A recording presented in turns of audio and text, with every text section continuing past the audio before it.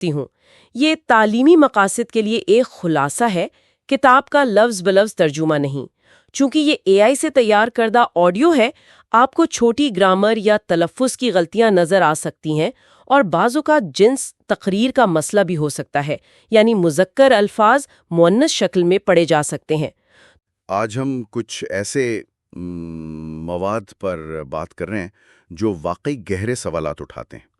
یہ یووال نوآ ہراری کی کتاب 21ویں صدی کے لیے 21 اسباق سے کچھ حصے ہیں جو مصنوعی ذہانت یعنی اے آئی اور بائیو ٹیکنالوجی کے ہماری زندگیوں پر، خاص طور پر کام، سماجی انصاف اور آپ کہہ لیں ذاتی آزادی پر جو ممکنہ اثرات ہیں ان کا گہرائی سے جائزہ لیتے ہیں۔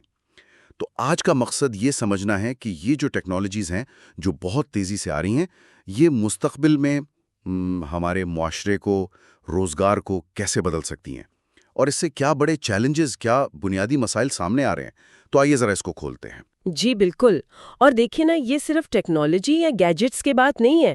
اصل سوال تو یہ ہے کہ یہ تبدیلیاں ہماری روزمرہ زندگیوں کو، ہماری جو بنیادی انسانی قدریں ہیں جیسے آزادی، برابری، ان کو کیسے متاثر کریں گی، اور یہ بھی کہ انسان ہونے کا مطلب کیا رہ جائے گا جب مشینیں ہم سے بہتر فیصلے کرنے لگیں گی۔ یہ گہری بات ہے۔ اچھا، تو شروعات کرتے ہیں کام کے مستقبل سے۔ کتاب میں ایک اہم بات کہی گئی ہے کہ یہ جو لہر ہے یہ پچھلے صنعتی انقلابات سے مختلف ہے۔ پہلے تو مشینیں صرف جسمانی کام کرتی تھی نا؟ جی۔ اب اے آئی نہ صرف علمی مہارتوں میں مقابلہ کر رہی ہے، بلکہ انسانی جذباتوں کو سمجھنے میں، ان کا تجزیہ کرنے میں، اس میں بھی بہتر ہو رہی ہے۔ تو کیا یہ واقعی اس بار مختلف ہے؟ کتاب تو یہی کہتی ہے کہ ہاں، یہ بنیادی طور پر مختلف ہے، اور اس کی وجہ صرف اے آئی نہیں بلکہ اے آئی کا بائیو ٹیکنالوجی کے ساتھ جڑنا ہے۔ دیکھیں، سائنسدان اب سمجھ رہے ہیں کہ ہمارے فیصلے، ہمارے احساسات، ان کے پیچھے بائیو کیمیکل عوامل کیا ہیں۔ اچھا۔ یعنی ہمارے جذبات، پسند ناپسند، یہ سب ہمارے جسم کے اندر کی کیمسٹری ہے۔ اب اے آئی وہ ڈیٹا استعمال کر کے ان عوامل کو نہ صرف سمجھ سکتی ہے بلکہ شاید ہم سے بہتر کارکردگی دکھا سکتی ہے۔ اور ایک بہت بڑا فرق یہ ہے کہ اے آئی کے پاس دو ایسی صلاحیتیں ہیں جو انسانوں میں نہیں ہیں: کنیکٹیوٹی اور اپڈیٹیبلٹی۔ اس کا عملی طور پہ کیا مطلب ہوا؟ مطلب یہ کہ تمام اے آئی سسٹمز ایک نیٹ ورک کی طرح جڑ سکتے ہیں اور ایک دوسرے سے سیکھ سکتے ہیں۔ مثال کے طور پر، ایک انسانی ڈرائیور ہے، اسے لاکھوں کلومیٹر گاڑی چلا کر تجربہ ملتا ہے۔ جی ہاں۔ لیکن ایک سیلف ڈرائیونگ کار وہ کسی دوسری کار کے تجربے سے فوراً، سیکنڈوں میں سیکھ سکتی ہے۔ اگر ایک کار کسی جگہ پھسلتی ہے تو نیٹ ورک میں موجود باقی لاکھوں کاریں فوراً وہ معلومات حاصل کر لیتی ہیں۔ ہاں، واو۔ اسی طرح اگر دنیا میں کوئی نئی بیماری آتی ہے تو ایک اے آئی ڈاکٹروں کا پورا نیٹ ورک سیکنڈوں میں اس کی تشخیص، علاج، سب تازہ ترین معلومات حاصل کر سکتا ہے، جبکہ انسانی ڈاکٹروں کو، آپ کو پتا ہے، کانفرنسوں کا، ریسرچ پیپرز کا انتظار کرنا پڑتا ہے۔ تو یہ اجتماعی ذہانت، یہ انسانوں کے لیے ممکن نہیں۔ لیکن تاریخ تو یہی بتاتی ہے نا کہ ٹیکنالوجی جب پرانی نوکریاں ختم کرتی ہے تو نئی بھی پیدا کرتی ہے۔ تو کیا اس بار ایسا نہیں ہوگا؟ کتاب میں اے آئی کی دیکھ بھال، ڈیٹا تجزیہ، یا جیسے آپ نے کہا ڈرون آپریشنز، ایسے نئے شعبوں کا ذکر تو ہے۔ ہاں، نئی نوکریاں بالکل پیدا ہوں گی۔ جیسے ہراری مثال دیتے ہیں کہ ڈرونز اڑانے کے لیے پائلٹ نہیں چاہیے، ٹھیک، لیکن ان ڈرونز کی دیکھ بھال، ان کا ریموٹ کنٹرول، جو ڈیٹا وہ لاتے ہیں اس کا تجزیہ، پھر سائبر سیکیورٹی، ان سب کے لیے نئے ماہرین کی ضرورت ہوگی۔ صحیح۔ وہ امریکی فوجیہ کا حوالہ بھی دیتے ہیں کہ ایک ڈرون کو چلانے کے لیے 30 لوگ اور اس سے حاصل ڈیٹا کے تجزیے کے لیے مزید 80 لوگ چاہیے۔ تو نوکریاں تو ہوں گی، لیکن یہاں ایک بڑا لیکن ہے۔ کتاب یہ کہتی ہے کہ ان نئی نوکریوں کے لیے بہت ہی اعلیٰ درجے کی مہارت چاہیے ہوگی اور مسلسل سیکھتے رہنے کی صلاحیت۔ اچھا، یعنی مسئلہ یہ نہیں کہ نوکریاں نہیں ہوں گی، بلکہ یہ کہ زیادہ تر لوگ شاید ان نئی نوکریوں کے قابل ہی نہیں ہوں گے، یہ کہہ رہے؟ بالکل۔ خطرہ یہ ہے، کتاب کے مطابق، کہ معاشرے میں ایک بہت بڑا طبقہ ایسا بن سکتا ہے جسے وہ بیکار طبقہ یا یوز لیس کلاس کہتے ہیں۔ اوہو۔ یہ وہ لوگ ہوں گے جن کی مہارتیں نئی معیشت میں کام کی نہیں رہیں گی اور وہ نئی پیچیدہ مہارتیں شاید سیکھ بھی نہ پائیں۔ لوگوں کو ہو سکتا ہے اپنی زندگی میں کئی بار خود کو مکمل طور پر بدلنا پڑے، نئی چیزیں سیکھنی پڑیں، جو ذہنی طور پر بہت تھکا دینے والا کام ہے۔ اس کی ایک مثال شطرنج کی دنیا میں ملی۔ گوگل کا الفا زیرو تھا، اس نے بغیر کسی انسانی مدد کے صرف 4 گھنٹے میں خود سے شطرنج سیکھی۔ 4 گھنٹے میں؟ جی ہاں، اور نہ صرف عالمی کمپیوٹر چیمپئن سٹاک فش 8 کو ہرا دیا، بلکہ ایسی تخلیقی چالیں چلیں جو صدیوں سے شطرنج کھیلنے والے انسانوں کے ذہن میں بھی نہیں آئی تھی۔ کمال ہے۔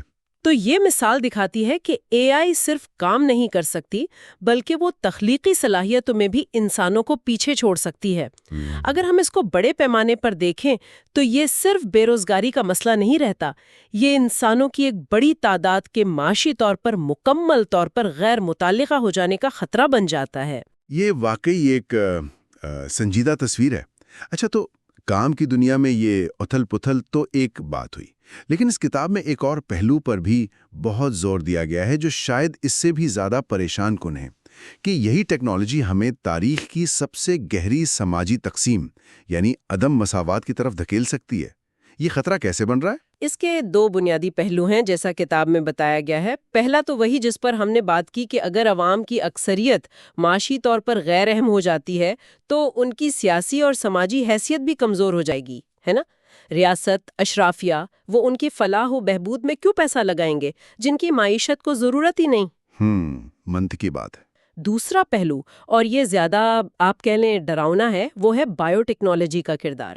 کتاب یہ امکان ظاہر کرتی ہے کہ جو امیر ترین طبقہ ہے وہ اپنی دولت استعمال کر کے نہ صرف بہتر صحت اور لمبی عمر خرید سکے گا، ٹھیک ہے، بلکہ اپنی جسمانی اور ذہنی صلاحیتوں کو بھی اپ گریڈ کر سکے گا۔ ایک منٹ، اپ گریڈڈ انسان مطلب صرف پیسے کا فرق نہیں، بلکہ جسمانی اور ذہنی صلاحیتوں میں اتنا بڑا فرق کہ امیر اور غریب وہ عملی طور پر 2 الگ الگ انسانی نسلیں بن جائیں؟ یہ تو سائنس فکشن جیسا لگ رہا ہے۔ جی، یہ ایک بہت ہی خوفناک امکان ہے جسے کتاب حیاتیاتی ذات پات یا بایولوجیکل کاسٹ کا نام دیتی ہے۔ ذرا سوچیں، ایک ایسی دنیا جہاں ایک چھوٹی سی اقلیت سپر ہیومنز کی ہو، جو زیادہ ذہین ہوں، زیادہ صحت مند، زیادہ تخلیقی اور شاید 150 سال جئیں۔ او خدایا! جبکہ باقی اکثریت معمولی انسانوں کی ہو جو معاشی طور پر بھی بیکار ہوں اور حیاتیاتی طور پر بھی کمتر سمجھے جائیں۔ اب ایسی صورتحال میں برابری، جمہوریت، ان تصورات کا کیا مطلب رہ جائے گا؟ جب ریاست کو عوام کی فوج کے لیے یا فیکٹریوں کے لیے ضرورت ہی نہیں رہے گی تو وہ ان کی صحت، تعلیم، ان کی بہبود پر کیوں توجہ دے گی؟ اور اس ساری صورتحال کی جڑ کتاب کہتی ہے ڈیٹا کی ملکیت میں ہے۔ یہ ڈیٹا اتنا اہم کیوں ہو گیا ہے اچانک، اور اس کی ملکیت کا مسئلہ اتنا بڑا کیوں ہے؟ کتاب میں یہ دلیل دی گئی ہے کہ 21ویں صدی میں ڈیٹا وہ چیز بن گیا ہے جو پچھلی صدیوں میں زمین تھی یا پھر مشینیں تھیں۔ اب سب سے قیمتی وسیلہ ڈیٹا ہے۔ گوگل، فیس بک، امیزون اور چین میں دیکھیں تو بائیدو، ٹینسنٹ، یہ کمپنیاں ہمارے بارے میں ناقابل یقین حد تک ڈیٹا اکٹھا کر رہی ہیں۔ جی ہاں، ہم سب جانتے ہیں ہم کیا کلک کرتے ہیں، کیا دیکھتے ہیں، کہاں جاتے ہیں، کس سے بات کرتے ہیں، ہماری صحت کیسی ہے، یہاں تک کہ ہماری سیاسی رائے کیا ہے، سب کچھ ریکارڈ ہو رہا ہے۔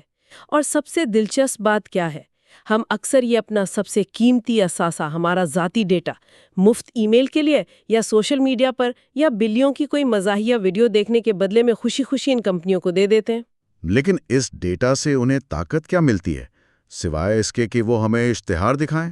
اشتہارات تو صرف آپ کہہ لیں شروعات ہے۔ یہ ڈیٹا ان کمپنیوں کو نہ صرف ہم سے بہتر سمجھنے کی طاقت دیتا ہے، وہ جان سکتے ہیں کہ ہمیں کیا چیز خوش کرتی ہے، کیا ناراض کرتی ہے، کیا خوفزدہ کرتی ہے۔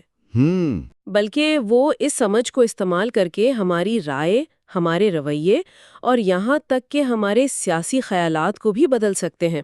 اور مستقبل میں جب بائیو میٹرک ڈیٹا عام ہو جائے گا، یعنی دل کی دھڑکن، بلڈ پریشر، دماغی لہریں وغیرہ، تو یہ طاقت اور بھی زیادہ بڑھ جائے گی۔ وہ نہ صرف ہماری پسند کو جان سکیں گے بلکہ شاید اسے پیدا بھی کر سکیں گے۔ اور اس سے بھی آگے کتاب کہتی ہے کہ جو بھی اس ڈیٹا کو کنٹرول کرے گا وہ مستقبل میں نہ صرف معاشرے کو بلکہ خود زندگی کو نئے سرے سے ڈیزائن کرنے کی صلاحیت حاصل کر لے گا۔ تو پھر اس ڈیٹا کا مالک کون ہو؟ حکومت، یہ بڑی کمپنیاں، یا فرد خود؟ یہ تو واقعی ایک بہت بہت مشکل سوال لگتا ہے۔ ہر آپشن کے اپنے سنگین خطرات ہیں، جیسا کہ کتاب میں وضاحت کی گئی ہے۔ اگر حکومتیں سارا ڈیٹا کنٹرول کرتی ہیں تو یہ ایک خوفناک ڈیجیٹل آمری جنم دے سکتا ہے، ایک ایسی ریاست جو نہ صرف ہمارے باہر کے کاموں کو بلکہ ہمارے اندرونی احساسات کو بھی مانیٹر اور کنٹرول کر سکے۔ ذرا سوچیں، شمالی کوریا جیسی حکومت کے پاس ایسی ٹیکنالوجی ہو تو کیا ہو؟ اللہ نہ کرے۔ اور اگر یہ ڈیٹا بڑی کارپوریشنز کے ہاتھ میں رہتا ہے، جیسا کہ ابھی زیادہ تر ہے، تو ساری دولت اور طاقت چند ٹیکنالوجی کمپنیوں اور ان کے مالکان کے پاس جمع ہو جائے گی، جس سے ناقابل تصور عدم مساوات پیدا ہوگی۔ اور فرد کی ملکیت والا آپشن، کیا یہ ممکن نہیں کہ ہم خود اپنے ڈیٹا کے مالک ہوں؟ یہ سننے میں تو سب سے اچھا لگتا ہے نا؟ لیکن عملی طور پر یہ سب سے مشکل ہے۔ دیکھیں، ڈیٹا کوئی تیل یا زمین تو ہے نہیں جسے آپ کسی ایک جگہ بند کر سکیں۔ یہ تو ہر جگہ بہتا ہے، کاپی ہوتا ہے، شیئر ہوتا ہے۔ آپ کیسے یقینی بنائیں گے کہ آپ کا ذاتی ڈیٹا صرف آپ کا رہے؟ کیا آپ ہر کلک کا، ہر لائک کا، ہر میڈیکل ریکارڈ کا حساب رکھیں گے؟ اور اگر آپ اپنا ڈیٹا بیچنا بھی چاہیں تو اس کی قیمت کون اور کیسے طے کرے گا؟ کتاب یہی کہتی ہے کہ یہ ہمارے دور کا شاید سب سے بڑا سیاسی اور فلسفیانہ چیلنج ہے۔ ڈیٹا کی ملکیت کو کیسے منظم کیا جائے؟ اس کا جواب ہی طے کرے گا کہ 21ویں صدی اور اس کے بعد انسانیت کی شکل کیا ہوگی۔ تو ایک طرف معاشی بیکارگی اور وہ حیاتیاتی تقسیم کا خطرہ، دوسری طرف ڈیٹا کے ذریعے کنٹرول کا۔ لیکن کتاب اس سے بھی گہرے سوالات اٹھاتی ہے۔ کیا یہ ٹیکنالوجی خود ہماری انفرادی آزادی، جسے ہم آزاد مرضی یا فری ول کہتے ہیں، کیا اس کی بنیاد کو ہی کمزور کر رہی ہے؟ لبرلزم تو اسی پر کھڑا ہے۔ جی، یہ واقعی ایک بنیادی چیلنج ہے۔ کتاب یہ دلیل پیش کرتی ہے کہ جسے ہم اپنی آزاد مرضی سمجھتے ہیں یا اپنے اندر کی آواز، اپنے احساسات، وہ شاید اتنی آزاد نہ ہوں۔ سائنس، خاص طور پہ نیورو سائنس اور رویے کی معاشیات، یہ بتا رہی ہے کہ یہ بڑی حد تک ہمارے جسم اور دماغ میں ہونے والے پیچیدہ بائیو کیمیکل عوامل اور الگوریدمز کا نتیجہ ہے۔ گویا ہم خود ایک قسم کے حیاتیاتی الگوریدم ہیں۔ اچھا۔ اب مسئلہ یہ ہے کہ بیرونی مصنوعی الگوریدمز جو بہت زیادہ ڈیٹا اور کمپیوٹنگ پاور رکھتے ہیں، وہ ان ہمارے اندرونی حیاتیاتی الگوریدمز کو ہم سے بہتر سمجھنا شروع کر رہے ہیں۔ یعنی الگورتھم ہمیں ہم سے بہتر جاننے لگیں گے؟ یہ کیسے ممکن ہے بھائی؟ بائیو میٹرک سینسرز کے ذریعے، وہ سینسرز جو ہماری دل کی دھڑکن، بلڈ پریشر، آنکھوں کی حرکت، دماغی سرگرمی، ان سب کو مانیٹر کر سکتے ہیں۔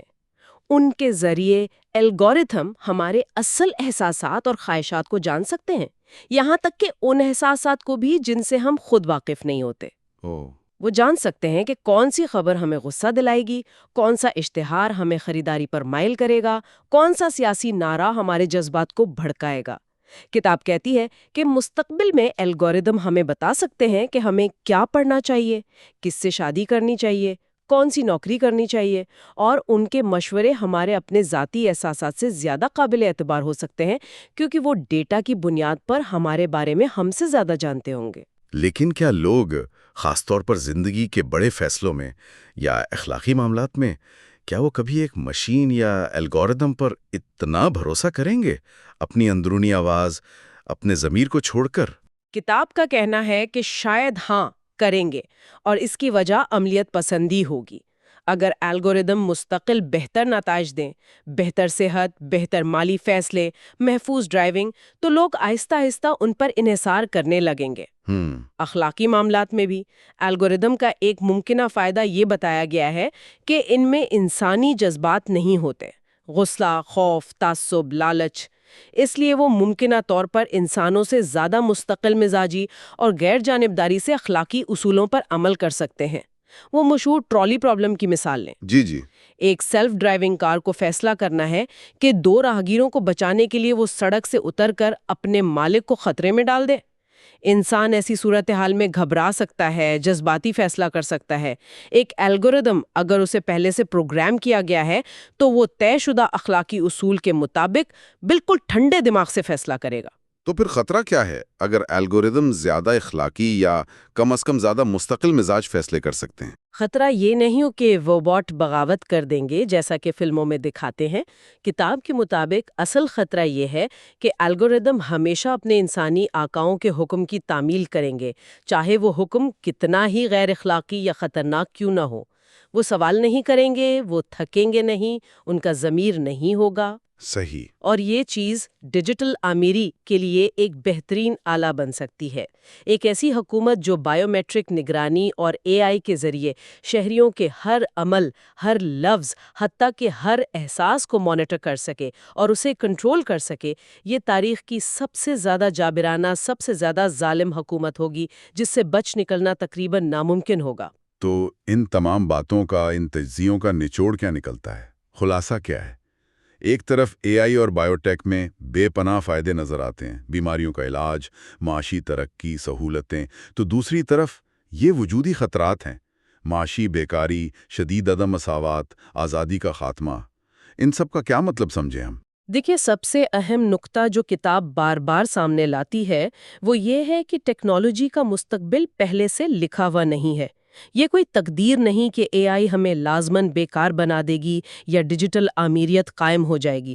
ٹیکنالوجی خود اچھی یا بری نہیں ہوتی، یہ صرف ایک آلہ ہے، ایک ٹول ہے۔ اس کے نتائج کا انحصار ان فیصلوں پر ہوگا جو ہم آج کرتے ہیں، خاص طور پر یہ کہ ہم ڈیٹا جیسے طاقتور نئے اثاثے کی ملکیت اور کنٹرول کو کیسے منظم کرتے ہیں۔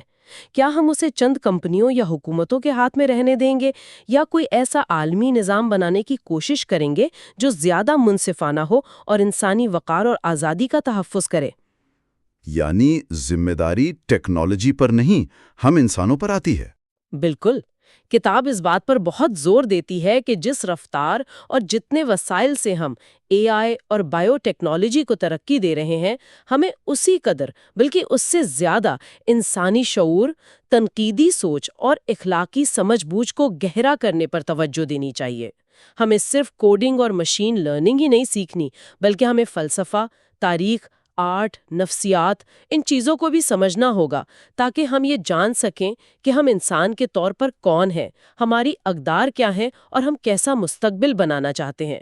ٹیکنالوجی کو سمجھنے کے ساتھ ساتھ ہمیں خود کو بہتر طور پر سمجھنے کی پہلے سے کہیں زیادہ ضرورت ہے۔ اور آخر میں سننے والوں کے لیے ایک سوال چھوڑ جاتے ہیں جس پر وہ خود سوچ بچار کر سکتے ہیں، جو اس کتاب کے مرکزی خیال سے جڑا ہوا ہے۔ اگر قدیم یونانی فلسفیوں کا مشورہ تھا خود کو پہچانو، اور اب الگورتھمز ہمیں ہم سے بہتر پہچاننے کی صلاحیت حاصل کر رہے ہیں، تو اس مشورے کا مستقبل میں کیا مطلب رہ جائے گا؟ جب کوئی بیرونی نظام نہ صرف ہماری اندرونی دنیا کو سمجھ سکتا ہے بلکہ اسے بنا بھی سکتا ہے، اسے تشکیل دے سکتا ہے، تو کیا انسانی تجربے کا جوہر، اس کی انفرادیت، اس کی روح ہی بدل جائے گی؟ خوش آمدید۔ آج ہم کچھ بڑے اور پیچیدہ سوالات کا گہرائی سے جائزہ لے رہے ہیں۔ جی ہاں، وہ سوالات جو 21ویں صدی میں ہماری زندگیوں پر بہت گہرا اثر ڈال رہے ہیں۔ بالکل۔ آج ہم کوشش کریں گے کہ ان دھاگوں کو سمجھیں جو کمیونٹی، تہذیب، قوم پرستی، مذہب اور امیگریشن جیسے اہم تصورات کو آپس میں جوڑتے ہیں۔ جی، اور یہ دیکھیں گے کہ یہ سب مل کر ہماری دنیا کی شکل کیسے بدل رہے ہیں۔ اور اس دلچسپ گفتگو کے لیے ہم نے بنیاد بنایا ہے یووال نوآ ہراری کی کتاب 21ویں صدی کے لیے 21 اسباق کے کچھ منتخب حصوں کو۔ جی ہاں، ہمارا مقصد صرف ان خیالات کو دہرانا نہیں، بلکہ ان کی تہہ تک پہنچنا ہے۔ بالکل، یہ سمجھنا کہ یہ تصورات صرف کیا کہتے ہیں کتابی باتیں نہیں ہیں، یہ ہماری روزمرہ زندگی سے جڑے ہیں۔ اور سب سے بڑھ کر انسانیت کو درپیش سب سے بڑے خطرات جیسے جوہری جنگ، ماحولیاتی تبدیلی اور ٹیکنالوجی کی ممکنہ تباہ کاریاں ان سے کیسے جڑے ہوئے ہیں۔ صحیح۔ تو آئیے شروع کرتے ہیں کمیونٹی کے تصور سے۔ فیس بک جیسی بڑی ٹیکنالوجی کمپنیاں دعویٰ کرتی ہیں کہ وہ دنیا کو جوڑ رہی ہیں، ایک عالمی گاؤں بنا رہی ہیں۔ کیا یہ دعویٰ حقیقت پر مبنی ہے یا کچھ اور بھی ہے اس میں؟ یہیں سے آپ دیکھیں پیچیدگی شروع ہوتی ہے۔ مارک زکربرگ کا وہ منشور جس میں انہوں نے عالمی کمیونٹی بنانے کا اعلان کیا تھا، وہ بظاہر تو بڑا متاثر کن تھا۔ انہوں نے تسلیم کیا تھا کہ حقیقی دنیا میں کمیونٹیز کمزور ہو رہی ہیں۔ جی، اور کہا کہ فیس بک اس خلا کو پر کر سکتا ہے۔ وہ کہتے ہیں ان کی اے آئی لوگوں کو بامانی کمیونٹی سے جوڑ سکتی ہے۔ لیکن پھر وہ کیمبرج اینالیٹیکا جیسے سکینڈل سامنے آئے۔ بالکل، ہاں، جن سے پتا چلا کہ ڈیٹا کیسے استعمال ہو سکتا ہے۔ اور فیس بک کا بنیادی بزنس ماڈل وہ تو توجہ بیچنا ہے نا۔ جی ہاں، وہ ہماری توجہ حاصل کرتے ہیں اور اشتہار دینے والوں کو بیچتے ہیں۔ تو سوال یہ پیدا ہوتا ہے کہ کیا ایک ایسی کمپنی جس کا اولین مقصد منافع کمانا ہے، واقعی ایک گہری سماجی کمیونٹی، ایک حقیقی رشتہ بنا سکتی ہے؟ یہ بہت اہم سوال ہے۔ زکربرگ کا کمیونٹیز کے ٹوٹنے پر افسوس کرنا شاید درست ہو، لیکن کیا ان کا حل یعنی زیادہ سے زیادہ آن لائن گروپس مسئلے کی جڑ تک پہنچتا ہے؟ ہراری کا نقطہ یہاں کیا ہے؟ ہراری کہتے ہیں کہ حقیقی انسانی کمیونٹی کے لیے جسمانی موجودگی، آمنے سامنے کا تعلق، مشترکہ جسمانی تجربات، یہ سب ضروری ہیں۔ اچھا، آن لائن رابطہ اس کا متبادل نہیں ہو سکتے، زیادہ سے زیادہ ایک ضمیمہ کہہ لیں۔ یہ بات تو سمجھ آتی ہے۔ ہم آن لائن تجربات شیئر کرنے پر اتنا زور دیتے ہیں کہ شاید ہم اپنے اصل احساسات سے، اپنے جسم سے، اپنی حقیقی دنیا سے دور ہوتے جا رہے ہیں۔ کیا یہ ٹیکنالوجی ہمیں اپنے جسموں سے بیگانہ کر رہی ہے؟ یقیناً، ہراری اس پر زور دیتے ہیں۔ وہ کہتے ہیں کہ قدیم انسان اپنے حواس پر کتنا انحصار کرتا تھا۔ بو، ذائقہ، آواز، ماحول کی چھوٹی چھوٹی تبدیلیاں محسوس کرتا تھا۔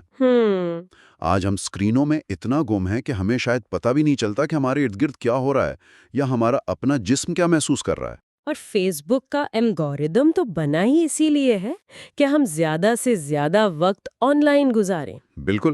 تو پھر سوال یہ ہے کہ کیا فیس بک یا کوئی بھی ایسی ٹیک کمپنی کبھی ایسا ماڈل اپنا سکتی ہے جو لوگوں کو آف لائن سرگرمیوں کی ترغیب دے، حقیقی دنیا میں جوڑے، چاہے اس سے ان کا منافع کم ہو؟ یہ تو ان کے بنیادی ڈھانچے کے خلاف جاتا ہے۔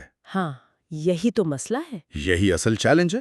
حقیقی کمیونٹی کے لیے شاید ہمیں آن لائن اور آف لائن دنیا کے درمیان پل بنانے کی ضرورت ہے۔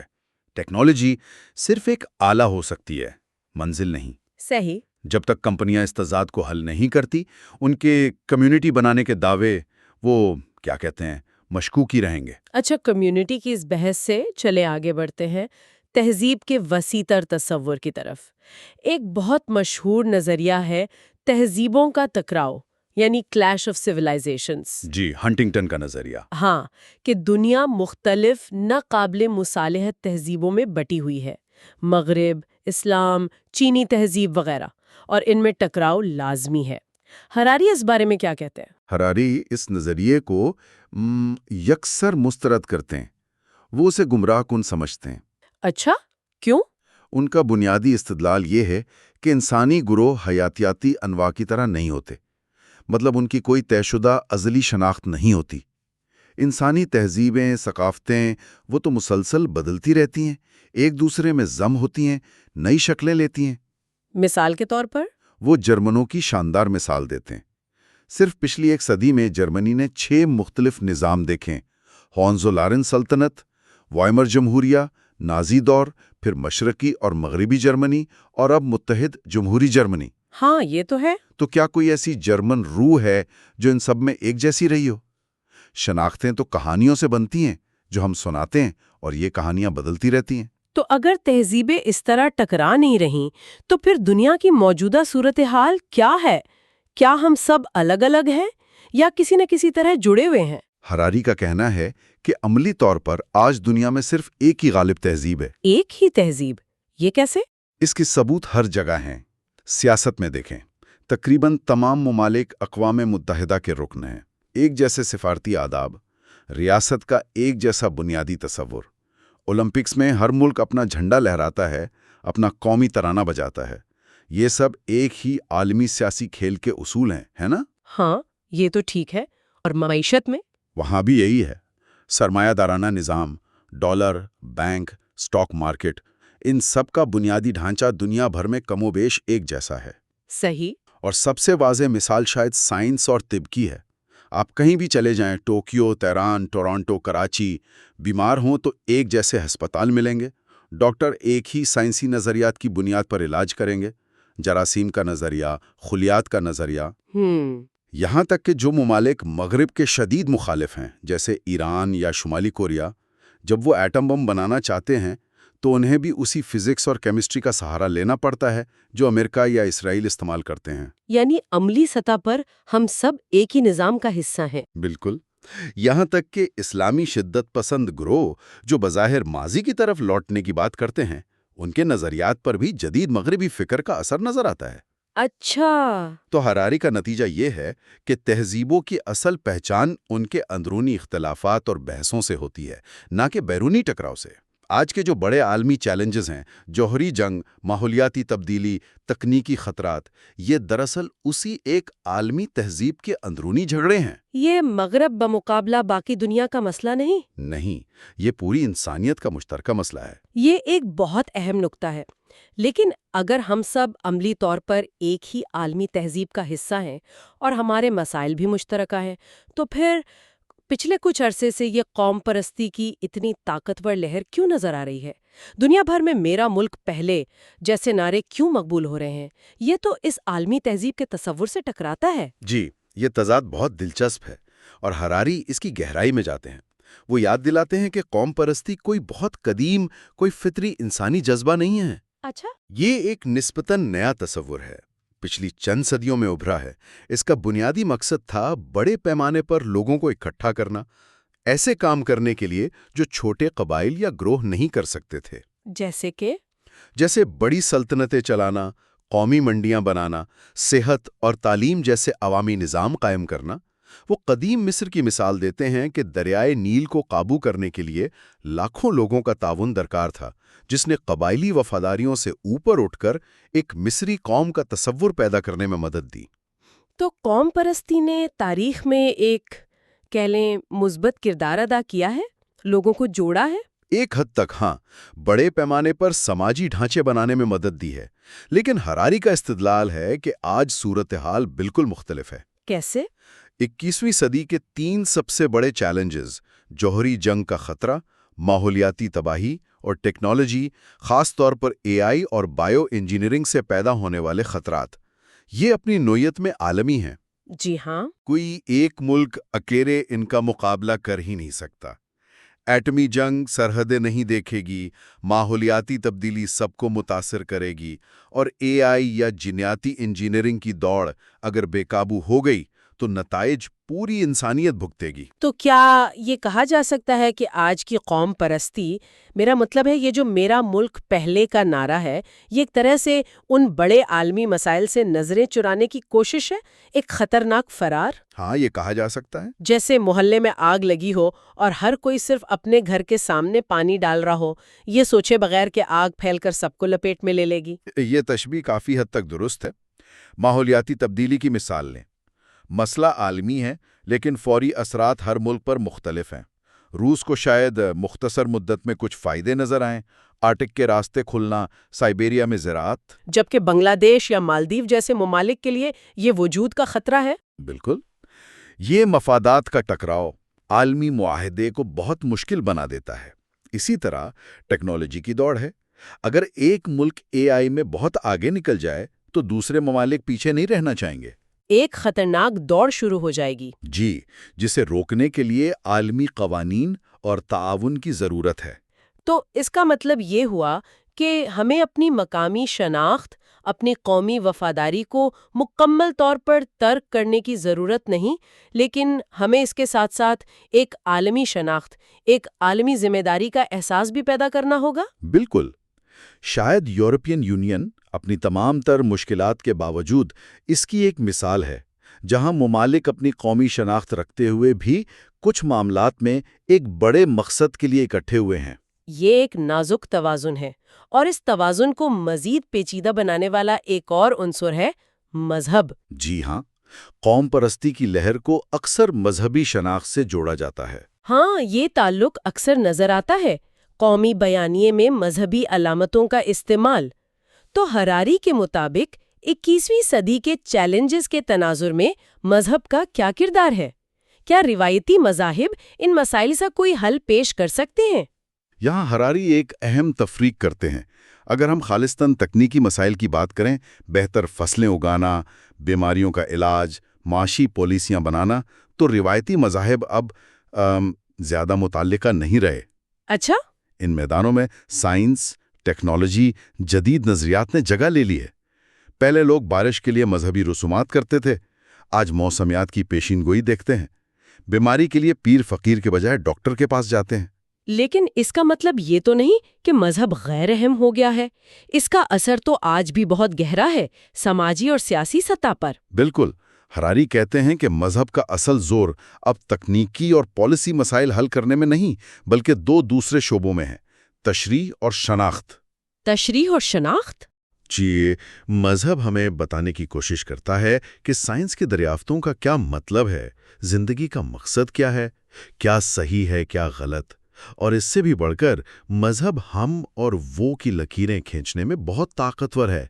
مشترکہ عقائد، رسومات، کہانیاں، مقدس مقامات، یہ سب مل کر ایک گروہی شناخت بناتے ہیں۔ اور یہی شناخت کی طاقت ہے جو اکثر قوم پرستی کے ساتھ مل جاتی ہے نا؟ بدقسمتی سے اکثر ایسا ہی ہوتا ہے۔ ہراری کئی مثالیں دیتے ہیں۔ جاپان میں اسٹیٹ شنٹو، شمالی کوریا میں جوچے کا نظریہ، روس میں آرتھوڈاکس عیسائیت کا بڑھتا قومی کردار، اسرائیل میں یہودیت کا قومی شناخت سے گہرا تعلق۔ ان تمام صورتوں میں مذہب کو قومی اتحاد اور شناخت کو مضبوط کرنے کے لیے استعمال کیا جا رہا ہے، اور بعض اوقات دوسرے گروہوں سے تفریق کرنے کے لیے بھی۔ تو نتیجہ یہ نکلتا ہے کہ مذہب جو اکثر آفاقی محبت کا پیغام دیتا ہے، عملی طور پر قومی تقسیم کو گہرا کرنے اور عالمی اتحاد کی راہ میں رکاوٹ بھی بن سکتا ہے۔ یہ ایک تلخ حقیقت ہے۔ جب مذہب قومی منصوبے کا حصہ بن جاتا ہے تو اس کی آفاقی اقدار اکثر پس منظر میں چلی جاتی ہیں، اور اس کا شناخت بنانے والا پہلو غالب آ جاتا ہے۔ اس سے عالمی مسائل کا حل مزید مشکل ہو جاتا ہے۔ ان تمام پیچیدہ موضوعات، کمیونٹی، تہذیب، قوم پرستی، مذہب، ان سب کو ایک اور آج کا بڑا مسئلہ مزید الجھا دیتا ہے، اور وہ ہے امیگریشن۔ جی ہاں، عالمگیریت اور نقل و حمل میں آسانی نے امیگریشن کو ایک بڑا عالمی چیلنج بنا دیا ہے، خاص طور پر یورپ میں۔ ہراری امیگریشن کے اس پیچیدہ مسئلے کو کیسے دیکھتے ہیں؟ ہراری امیگریشن کو ایک قسم کے معاہدے یا ڈیل کے طور پر پیش کرتے ہیں، جس کی 3 بنیادی شرائط ہیں اور ان سے جڑی 4 بڑی بحثیں۔ یہ فریم ورک سمجھنے میں مدد دیتا ہے۔ اچھا، کیا ہے وہ شرائط اور بحثیں؟ پہلی شرط، میزبان ملک تارکین وطن کو اپنے ہاں آنے کی اجازت دیتا ہے۔ اس سے پہلی بحث جنم لیتی ہے: کیا یہ میزبان ملک کا اخلاقی فرض ہے، خاص طور پر پناہ گزینوں کے معاملے میں، یا یہ صرف ایک احسان ہے؟ ٹھیک ہے، دوسری شرط؟ دوسری شرط، بدلے میں تارکین وطن سے توقع کی جاتی ہے کہ وہ میزبان ملک کے بنیادی قوانین، اقدار اور ثقافت کو اپنائیں گے، چاہے اپنی کچھ پرانی روایات چھوڑنی پڑے۔ یہاں دوسری بحث شروع ہوتی ہے: اپنانے یا انضمام کا کیا مطلب ہے، کتنا کافی ہے؟ ہاں، یہ بہت بڑا سوال ہے۔ کیا زبان سیکھنا کافی ہے، قانون کا احترام، یا گہری ثقافتی اقدار بھی اپنانی ہوں گی؟ بالکل۔ اور تیسری شرط، اگر تارکین وطن کامیابی سے دوسری شرط پوری کر لیتے ہیں، یعنی کافی حد تک ضم ہو جاتے ہیں، تو وقت کے ساتھ انہیں برابر کے شہری تسلیم کیا جائے گا۔ وہ اب ہم کا حصہ بن جائیں گے۔ اور اس سے تیسری بحث نکلتی ہے کہ اس عمل میں کتنا وقت لگنا چاہیے۔ کیا پہلی نسل کو ہی مکمل حقوق ملنے چاہیے، یا یہ نسل در نسل ہوگا؟ اور برابری کا معیار کیا ہے؟ اور چوتھی بحث؟ چوتھی اور شاید سب سے زیادہ گرما گرم بحث یہ ہے کہ کیا دونوں فریق، میزبان ملک اور تارکین وطن، اس غیر تحریری معاہدے کی اپنی اپنی ذمہ داریاں پوری کر رہے ہیں؟ اچھا۔ پرو امیگریشن گروہ یا تارکین وطن کہتے ہیں کہ میزبان معاشرہ انہیں قبول نہیں کر رہا، امتیازی سلوک کر رہا ہے، مواقع نہیں دے رہا۔ یہ فریم ورک واقعی مسئلے کے مختلف پہلوؤں کو واضح کرتا ہے، لیکن اس بحث کے مرکز میں ایک اور گہرا اور حساس سوال چھپا ہوا ہے۔ جی؟ کیا تمام ثقافتیں برابر ہیں، یا کیا کچھ ثقافتی رویے عملی لحاظ سے دوسروں سے بہتر یا بدتر ہو سکتے ہیں؟ یہ کہنا بہت مشکل سمجھا جاتا ہے۔ بالکل، اور یہیں ہراری نسل پرستی، ریسزم، اور ایک نئے تصور کلچرزم میں فرق کرتے ہیں۔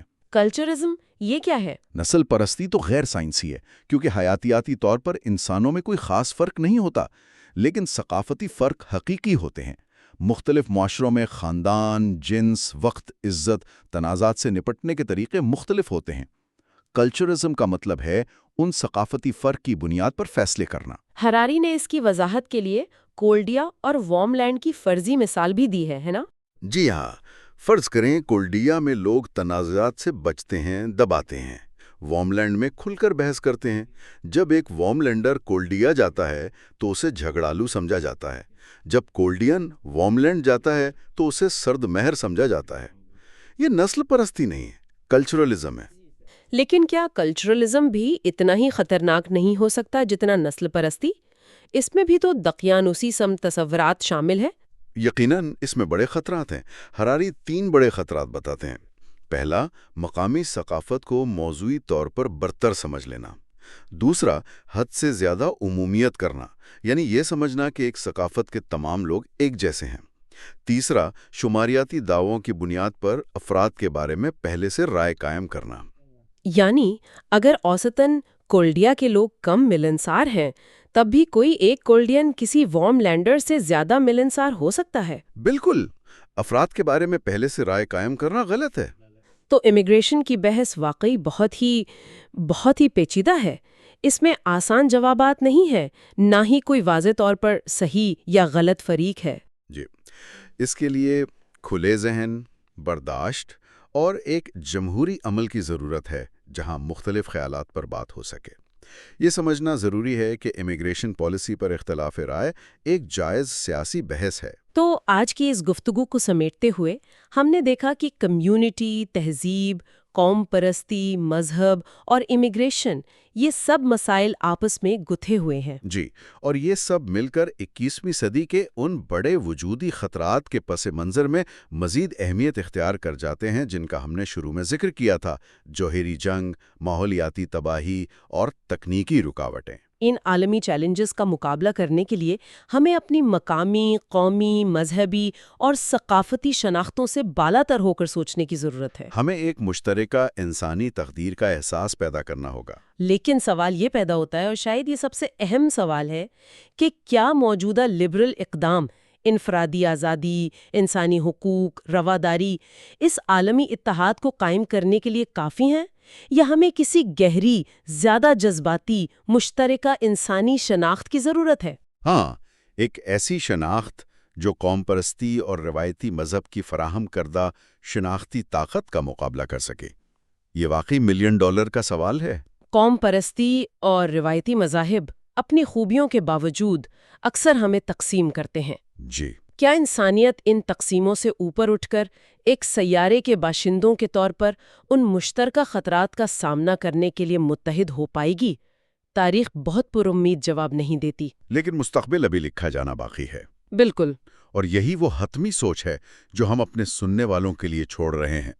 کیا ہم اپنی ان پیچیدہ مقامی وفاداریوں اور ناگزیر عالمی ذمہ داریوں کے درمیان وہ نازک توازن تلاش کر پائیں گے جو ہمیں آنے والے طوفانوں کا مؤثر طریقے سے سامنا کرنے کے قابل بنائیں؟ یہ وہ سوال ہے جس پر ہم سب کو غور کرنے کی ضرورت ہے۔ خوش آمدید۔ آج ہم یووال نوح ہراری کی کتاب 21ویں صدی کے لیے 21 اسباق سے کچھ اہم نکات پر بات کر رہے ہیں۔ یہ کتاب آج کل کے بڑے چیلنجز، خاص طور پر دہشت گردی اور جنگ، اور پھر انسانی تصورات جیسے عاجزی، خدا، سیکولرزم، ان سب پر روشنی ڈالتی ہے۔ بالکل، اور آج ہم کوشش کریں گے کہ ہراری کے تجزیے کو سمجھیں کہ آج کا انسان خوف، لڑائی جھگڑے، اپنے عقیدے اور اپنی پہچان، مطلب ان پیچیدہ مسئلوں سے کیسے نمٹ رہا ہے، خاص طور پر اس وقت جب ہم کہہ تاریخ کے ایک نئے غیر یقینی موڑ پر کھڑے ہیں۔ تو آئیے اس دلچسپ مواد کو ذرا کھولتے ہیں۔ پہلا موضوع ہے دہشت گردی۔ اچھا، ہراری شروع ہی ایک ایسی بات سے کرتے ہیں جو تھوڑی چونکا دینے والی ہے۔ وہ کہتے ہیں کہ دہشت گردی جس سے ہم اتنا ڈرتے ہیں اصل میں اتنا مادی نقصان نہیں پہنچاتی جتنا ہم سمجھتے ہیں۔ جی، اعداد و شمار تو یہی بتاتے ہیں۔ امریکہ ہو یا یورپ، سڑک حادثے، شوگر، فضائی آلودگی، ان سے کئی زیادہ لوگ مرتے ہیں دہشت گردی کے مقابلے میں۔ تو پھر یہ خوف اتنا زیادہ کیوں ہے؟ یہ سوال اہم ہے۔ دیکھیں، ہراری کا استدلال یہ ہے کہ دہشت گردی بنیادی طور پر طاقت کا کھیل نہیں ہے، یہ خوف کا کھیل ہے، ایک نفسیاتی جنگ۔ یہ اکثر ان گروہوں کی حکمت عملی ہوتی ہے جن کے پاس وہ روایتی طاقت نہیں ہوتی، اچھا، ان کا مقصد براہ راست تباہی سے زیادہ خوف پھیلانا ہوتا ہے، دشمن کو اشتعال دلانا تاکہ وہ سیاسی تبدیلی لا سکیں۔ وہ چاہتے ہیں کہ دشمن اپنی ہی طاقت اپنے غصے میں اپنی ہی خلاف استعمال کرے۔ ہراری ایک مکھی کی مثال دیتی ہیں۔ ہاں، وہ مکھی والی مثال کافی دلچسپ ہے۔ جی، کہ مکھی خود تو چینی کے برتنوں کی دکان میں ایک کپ بھی نہیں ہلا سکتی، لیکن ایک بڑے طاقتور بیل کے کان میں بھنبھنا کر اسے اتنا بدحواس کر سکتی ہے کہ بیل خود ہی غصے میں پوری دکان تہس نہس کر دے۔ صحیح۔ تو دہشت گرد وہ مکھی ہے اور ریاست اکثر وہ بیل بن جاتی ہے۔ تو 9/11 کی مثال پھر بہت معنی خیز ہو جاتی ہے نا؟ جی بالکل۔ زیادہ تر لوگوں کو ورلڈ ٹریڈ سینٹر کے ٹاورز یاد ہیں، پینٹاگون پر حملہ اتنا یاد نہیں رہتا۔ حالانکہ پینٹاگون تو ایک بڑا فوجی ہدف تھا۔ بالکل۔ تو یہ فرق کیوں؟ کیونکہ دہشت گردی ہراری کے مطابق جنگ سے زیادہ تھیٹر ہے۔ تھیٹر؟ اچھا۔ جی، ورلڈ ٹریڈ سینٹر کی وہ بلند و بالا مشہور عمارتیں، ان کا شعلوں میں گرنا ایک آپ کہہ لیں بہت ڈرامائی منظر تھا، ایک ہولناک علامتی منظر۔ اس نے فوراً دنیا بھر کے لوگوں کے تصور کو جکڑ لیا۔ صحیح۔ اس کے مقابلے میں پینٹاگون، جو نسبتاً کم اونچی اور کم مشہور عمارت ہے، اس پر حملے کا وہ بصریہ یا جذباتی شاک ویلیو نہیں تھا۔ دہشت گرد یہ جانتے ہیں ان کی کامیابی مادی نقصان سے زیادہ نفسیاتی اثر میں ہے۔ اور ریاستیں وہ اس تھیٹر پر اتنا شدید رد عمل کیوں دیتی ہیں؟ کیا یہ صرف عوام کا دباؤ ہوتا ہے یا مطلب کوئی گہری وجہ ہے؟ ہراری اس کی ایک گہری وجہ بتاتی ہیں۔ دیکھیں، جدید ریاست کی جو پوری قانونی حیثیت ہے، اس کی لیجیٹیمیسی، وہ اس وعدے پر قائم ہے کہ وہ اپنے شہریوں کو سیاسی تشدد سے بچائے گی۔ یہ اس کا بنیادی جواز ہے۔ تو جب دہشت گردی کا کوئی واقعہ ہوتا ہے، چاہے وہ کتنا ہی چھوٹا کیوں نہ ہو، نقصان کم ہی کیوں نہ ہو، یہ ریاست کی بنیاد کو چیلنج کرتا ہے، اس کے وجود کے جواز کو۔ بالکل۔ ہراری اسے ایک بڑے خالی مرتبان میں گرنے والے چھوٹے سے سکے سے تشبیہ دیتی ہیں۔ سکہ چھوٹا ہے لیکن خالی مرتبان میں شور بہت زیادہ ہوتا ہے۔ واہ، کیا مثال ہے! تو ریاست اپنی ساخت بچانے کے لیے اکثر ضرورت سے زیادہ ایک ڈرامائی رد عمل دکھاتی ہے، کاؤنٹر تھیٹر جسے وہ کہتی ہیں۔ اور یہ رد عمل پھر دہشت گردوں کے ہاتھ مضبوط کر دیتا ہے؟ بعض اوقات غیر ارادی طور پر، کیونکہ یہی تو وہ چاہتے تھے، ایک بڑا رد عمل، ایک اووری ایکشن۔ تو گویا ریاستیں بھی انجانے میں اس تھیٹر کا حصہ بن جاتی ہیں۔ تو ہراری اس خطرناک چکر کو توڑنے کا کوئی راستہ بھی بتاتے ہیں۔ جی، وہ 3 سطحوں پر رد عمل تجویز کرتی ہیں۔ پہلا تو یہ کہ حکومتیں عوامی سطح پر ڈرامائی فوجی کارروائیوں کے بجائے پس پردہ خاموشی سے کام کریں۔ اچھا، مطلب انٹیلیجنس وغیرہ۔ جی، انٹیلیجنس اور خفیہ آپریشنز کے ذریعے دہشت گرد نیٹ ورکس کو کمزور کریں، ختم کریں۔ دوسرا، میڈیا کا کردار بہت اہم ہے۔ میڈیا سنسنی خیزی نہ پھیلائے، دہشت گردوں کے تھیٹر کو مفت تشہیر نہ دے، بلکہ واقعات کو صحیح تناظر میں پیش کرے۔ بالکل، اور خوف کو بڑھاوا دینے سے گریز کرے۔ تیسرا محراز ہر فرد کے اپنے ذہن کا ہے۔ ہمیں اپنے تخیل کو دہشت گردوں کے خوف سے آزاد کرانا ہوگا، خطرات کو ان کے حقیقی تناسب میں سمجھنا ہوگا۔ یہ سمجھنا کہ خوف اکثر اصل خطرے سے کہیں بڑا ہوتا ہے۔ جی، البتہ ہراری ایک بہت اہم وارننگ بھی دیتی ہیں۔ وہ کیا؟ کہ اگر دہشت گرد کبھی جوہری، کیمیائی یا حیاتیاتی ہتھیار حاصل کرنے میں کامیاب ہو گئے تو پھر یہ صرف تھیٹر نہیں رہے گا، یہ انسانیت کے لیے ایک حقیقی وجودی خطرہ بن جائے گا، ایک بالکل مختلف بال گیم ہوگی۔ صحیح کہا۔ اچھا، تو یہ تو ہوئی دہشت گردی کی بات جو ایک نفسیاتی کھیل ہے، لیکن ریاستوں کے درمیان کھلی جنگ کا کیا؟ کیا بڑی طاقتوں کے درمیان وہ پرانی طرز کی جنگیں اب ممکن نہیں رہیں؟ ہراری اس پر ایک بہت دلچسپ دلیل دیتے ہیں۔ ہاں، ہراری کا موقف ہے کہ 21ویں صدی میں ماضی کے برعکس بڑی طاقتوں کے لیے جنگ جیتنا اور اس سے کوئی حقیقی فائدہ حاصل کرنا وہ تقریباً ناممکن ہو گیا ہے۔ ناممکن کیوں؟ اس کی بنیادی وجہ وہ بتاتی ہیں معیشت کی بدلتی ہوئی نوعیت۔ اچھا، وہ کیسے؟ دیکھیں، پرانے وقتوں میں دولت زیادہ تر مادی چیزیں تھیں، زمین، سونا، تیل، غلام، مویشی، ان چیزوں کو آپ جنگ سے چھین سکتے تھے۔ صحیح۔ آج کی معیشت میں دولت کا سب سے بڑا ذریعہ کیا ہے؟ وہ علم ہے، تکنیکی مہارت، ادارے، brand value, software code. جیسے سلیکن ویلی کی مثال۔ بالکل، آپ جنگ سے سلیکن ویلی پر قبضہ تو کر سکتے ہیں، لیکن اس کی اصل دولت وہاں کے انجینئرز کا علم، ان کی تخلیقی صلاحیت، وہ آپ لوٹ کرنے لے جا سکتے۔ اور ٹیکنالوجی نے بھی تو جنگ کی مساوات کو بالکل بالکل بدل دیا ہے۔ ایک تو جوہری ہتھیار ہیں۔ جی، جس نے بڑی جنگ کو اجتماعی خودکشی بنا دیا ہے۔ بالکل، اس میں کوئی جیت نہیں سکتا۔ دوسری طرف اب سائبر وارفیئر آ گیا ہے۔ ہاں، یہ نیا خطرہ ہے۔ اس نے خطرات کو اور گہرا کر دیا ہے۔ آج اگر ایک ملک دوسرے پر حملہ کرتا ہے تو جوابی سائبر حملہ ور ملک کے اپنے اندرونی نظام کو مفلوج کر سکتا ہے۔ بجلی، بینکاری، ٹرانسپورٹ، پانی، سب کچھ۔ جی، جنگ اب صرف سرحدوں پر نہیں، وہ فوراً آپ کے گھر کے اندر آ سکتی ہے۔ اس لیے اگر عقلی طور پر دیکھیں تو جنگ اب ایک بہت کم منافع والا اور ناقابل تصور حد تک زیادہ نقصان دہ سودا ہے۔ چین کی مثال سامنے ہے۔ انہوں نے جنگ سے گریز کیا، معیشت پر توجہ دی، اور نتائج سب کے سامنے ہیں۔ یہاں تک کہ روس کا کرائمیا پر قبضہ، جو نسبتاً آسان لگا، وہ بھی خاص حالات کا نتیجہ تھا، اور اس کی طویل مدتی قیمت بہت بھاری پڑ رہی ہے۔ تو کیا اس کا مطلب یہ سمجھا جائے کہ جنگ اب عقلی طور پر فائدہ مند نہیں رہی تو ہم مستقبل کی بڑی جنگوں سے محفوظ ہو گئے؟ کیا انسانی تاریخ ہمیشہ عقلی فیصلوں پر چلی ہے؟ یہیں پر ہراری ایک بہت بڑا لیکن لگاتے ہیں۔ وہ کہتے ہیں کہ ہمیں کبھی بھی انسانی حماقت یعنی ہیومن اسٹوپیڈیٹی کے عنصر کو کم نہیں سمجھنا چاہیے۔ انسانی حماقت؟ تاریخ گواہ ہے، عقلی حساب کتاب ہمیشہ غالب نہیں آتا۔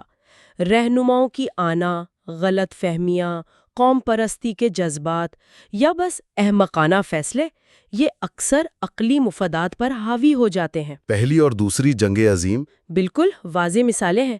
بظاہر غیر عقلی وجوہات کی بنا پر دنیا تباہی میں ڈوب گئی، حالانکہ شاید جنگ شروع کرنا کسی کے بھی طویل مدتی مفاد میں نہیں تھا۔ لہٰذا جنگ آج شاید ناگزیر نہیں، لیکن انسانی حماقت کی وجہ سے یہ ہمیشہ ممکن ضرور رہتی ہے۔ اور یہ انسانی حماقت اکثر ایک گہرے مسئلے سے جڑی ہوتی ہے۔ جی، اور وہ مسئلہ ہے انسانی گروہوں کا، قومیں، مذاہب، ثقافتیں، ان کا خود کو کائنات کا مرکز سمجھنا، دوسروں سے برتر سمجھنا۔ بالکل، اور ہراری اس کا ممکنہ حل عاجزی یعنی ہیوملٹی میں دیکھتی ہیں۔ یہ تسلیم کرنا کہ ہمارا گروہ، ہماری تہذیب، ہمارا نظریہ ہی سب کچھ نہیں ہے۔ وہ اس کی وضاحت کے لیے یہودیت کی مثال دیتے ہیں، لیکن واضح کرتے ہیں کہ یہ ان کا اپنا تجزیہ ہے۔ جی، وہ کہتی ہیں کہ یہودی روایات میں یہ خیال پایا جاتا ہے کہ کائنات انہی کے لیے بنی ہے، وہ خدا کے منتخب لوگ ہیں۔ حالانکہ تاریخی طور پر ہراری کے مطابق یہودیت کا براہ راست عالمی اثر محدود رہا۔ اس کے بہت سے خیالات عیسائیت اور اسلام کے ذریعے پھیلے۔ اور سائنس وغیرہ میں کامیابیاں بھی تب آئیں جب انہوں نے سیکولر علم کو اپنایا۔ جی، وہ یہی نشاندہی کرتی ہیں کہ یہودیوں کی بڑی کامیابیاں زیادہ تر تب آئیں جب انہوں نے روایتی مذہبی تعلیم سے ہٹ کر سیکولر علم اور سائنسی طریقہ کار کو اپنایا۔ لیکن یہاں ان کا مقصد کسی ایک مذہب پر تنقید نہیں ہے، بلکہ یہ دکھانا ہے کہ خود کو مرکز سمجھنے کا رجحان بہت سے انسانی گروہوں میں پائے جاتا ہے۔ بالکل، اپنی اہمیت کو بڑھا چڑھا کر پیش کرنا۔ یہ خود کو مرکز سمجھنے کا رجحان اکثر مذہبی عقائد سے جڑا ہوتا ہے، خاص طور پر خدا کے تصور سے۔ ہراری خدا کے تصور کو کیسے دیکھتے ہیں؟ کیا وہ اس میں کوئی فرق کرتے ہیں؟ ہاں، وہ دو بالکل مختلف قسم کے خدا میں فرق کرتے ہیں۔ ایک ہے کائناتی معمہ، کاسمک مسٹری۔ جی، وہ نامعلوم، ناقابل فہم قوت یا حقیقت جس نے یہ کائنات بنائی، جس کے بارے میں ہم اصل میں کچھ نہیں جانتے، شاید کبھی جان بھی نہ پائیں۔ اچھا، اور دوسرا؟ دوسرا ہے دنیاوی قانون ساز، ورلڈلی لا گیور، وہ خدا جس کے بارے میں انسان بہت کچھ جاننے کا دعویٰ کرتے ہیں۔ اسے کیسا لباس پسند ہے، کون سی خوراک حلال ہے، جنسی تعلقات کے کیا اصول ہیں، کیسی سیاسی یا معاشی تنظیم اسے منظور ہے۔ ہراری کے نزدیک اصل مسئلہ تب پیدا ہوتا ہے جب انسان اس دوسرے یعنی دنیاوی قانون ساز خدا کے احکامات کو، جو اکثر انسانی ضروریات کی پیداوار ہوتے ہیں، بالکل، ان احکامات کو پہلے والے یعنی کائناتی معمے سے منسوب کر دیتے ہیں۔ وہ مقدس کتابوں کو، جنہیں ہراری انسانی معاشروں کو منظم کرنے کی انسانی کوشش سمجھتی ہیں، براہ راست اس عظیم کائناتی طاقت کا کلام قرار دے دیتے ہیں۔ وہ بائبل کے تیسرے حکم کی بھی ایک دلچسپ تشریح پیش کرتے ہیں۔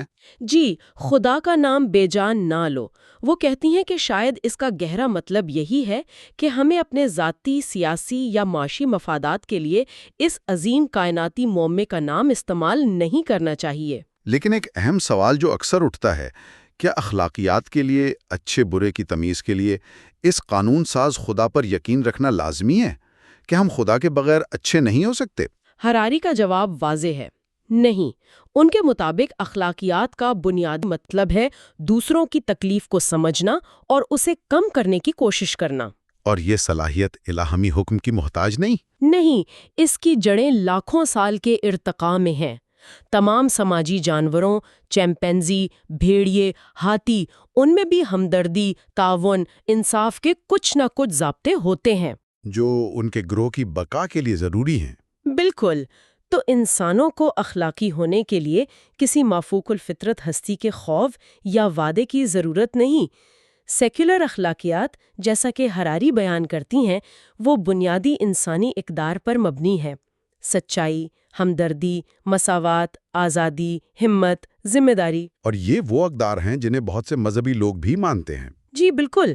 سیکولرزم کا مطلب لادینیت یا مذہب دشمنی نہیں ہے، یہ ایک پازیٹیو ضابطۂ حیات ہے جو ان بنیادی انسانی اقدار کو تسلیم کرتا ہے اور اپنی بنیاد اندھے ایمان پر نہیں بلکہ مشاہدے، ثبوت اور عقلی دلیل پر رکھتا ہے۔ تو سیکولرزم محض کسی چیز کا انکار نہیں بلکہ ایک پازیٹیو لائحہ عمل ہے، دلیل اور ہمدردی پر مبنی۔ لیکن کیا سیکولر نظریات خود کبھی غلطی نہیں کرتے؟ تاریخ میں تو قوم پرستی، سوشلزم، لبرلزم کے نام پر بھی بڑے مظالم ہوئے ہیں۔ یہ ایک انتہائی اہم نکتہ ہے اور ہراری اس بات کو پوری طرح تسلیم کرتی ہیں۔ وہ واضح کرتی ہیں کہ سیکولر نظریات بھی، قوم پرستی، کمیونزم، حتیٰ کہ لبرلزم بھی، جب مطلق عقائد بن جائیں تو تعصب، تشدد اور تباہی کا باعث بن سکتے ہیں۔ اسٹالن کے مظالم یا نو آبادیاتی دور کی مثالیں؟ جی بالکل، لیکن ہراری کے نزدیک سیکولرزم اور مذہبی عقائد میں ایک بنیادی فرق ہے۔ وہ کیا؟ چونکہ سیکولرزم کا بنیادی اصول کسی ایک حتمی، ناقابل تبدیل سچائی پر ایمان لانا نہیں بلکہ شواہد اور دلیل کی بنیاد پر سچ کی مسلسل تلاش کرنا ہے۔ اس لیے اس میں غلطیوں کو تسلیم کرنے اور اصلاح کی گنجائش ہوتی ہے۔ نظریاتی طور پر جی ہاں، یہ خود تنقیدی کی صلاحیت ان نظاموں میں کم پائی جاتی ہے جو یہ دعویٰ کرتے ہیں کہ انہیں مطلق اور آخری سچائی مل چکی ہے۔ تو آج کی اس گفتگو میں ہم نے ہراری کے خیالات کی روشنی میں دیکھا کہ دہشت گردی کیسے خوف کا ہتھیار ہے، اس کا مؤثر جواب کیا ہو سکتا ہے۔ ہم نے سمجھا کہ 21ویں صدی میں جنگیں کیوں بڑی طاقتوں کے لیے بھی غیر منافع بخش اور خطرناک ہو گئی ہیں، لیکن انسانی حماقت کا خطرہ اب بھی ہے۔ ہم نے انسانی گروہوں کے خود کو برتر سمجھنے کے رجحان اور عاجزی کی اہمیت پر غور کیا، اور آخر میں خدا، اخلاقیات اور سیکولرزم پر ہراری کے منفرد فکر انگیز نقطہ نظر کو سمجھنے کی کوشش کی۔ اور اختتام پر ہراری ایک چبھتا ہوا سوال ہمارے سامنے رکھتی ہیں، ایک سوال جس پر غور کرنا بہت ضروری ہے۔ کیا سوال؟ کیا ہم بحیثیت انسان اجتماعی طور پر عاجزی سیکھ سکتے ہیں؟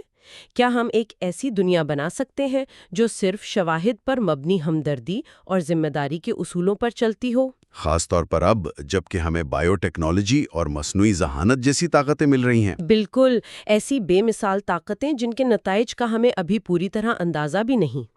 اور ہراری کا وہ سوال جو وہ سب سے پوچھتی ہیں، چاہے آپ کا تعلق کسی بھی مذہب، نظریے یا قوم سے ہو، آپ کا مذہب، آپ کا نظریہ، آپ کا عالمی نقطہ نظر، اس نے تاریخ میں سب سے بڑی غلطی کیا کی ہے؟ اس نے کیا سب سے بڑا نقصان پہنچایا ہے؟ جی، اگر آپ اس سوال کا کوئی سنجیدہ، خود تنقیدی جواب نہیں دے سکتے، تو کیا واقعی آپ پر بھروسہ کیا جا سکتا ہے؟ یہ وہ سوال ہے جس پر میرا خیال ہے ہر سننے والے کو ضرور سوچنا چاہیے۔ آج ہم یووال نوآ ہراری کی کتاب 21ویں صدی کے لیے 21 اسباق، اس کے ایک بہت ہی دلچسپ حصے پر بات کر رہے ہیں۔ عنوان ہے سچائی۔ جی۔ سوال یہ ہے کہ آج کی اس الجھی ہوئی دنیا میں جہاں لگتا ہے کہ معلومات کا سیلاب آیا ہوا ہے، ہم سچائی تک کیسے پہنچیں؟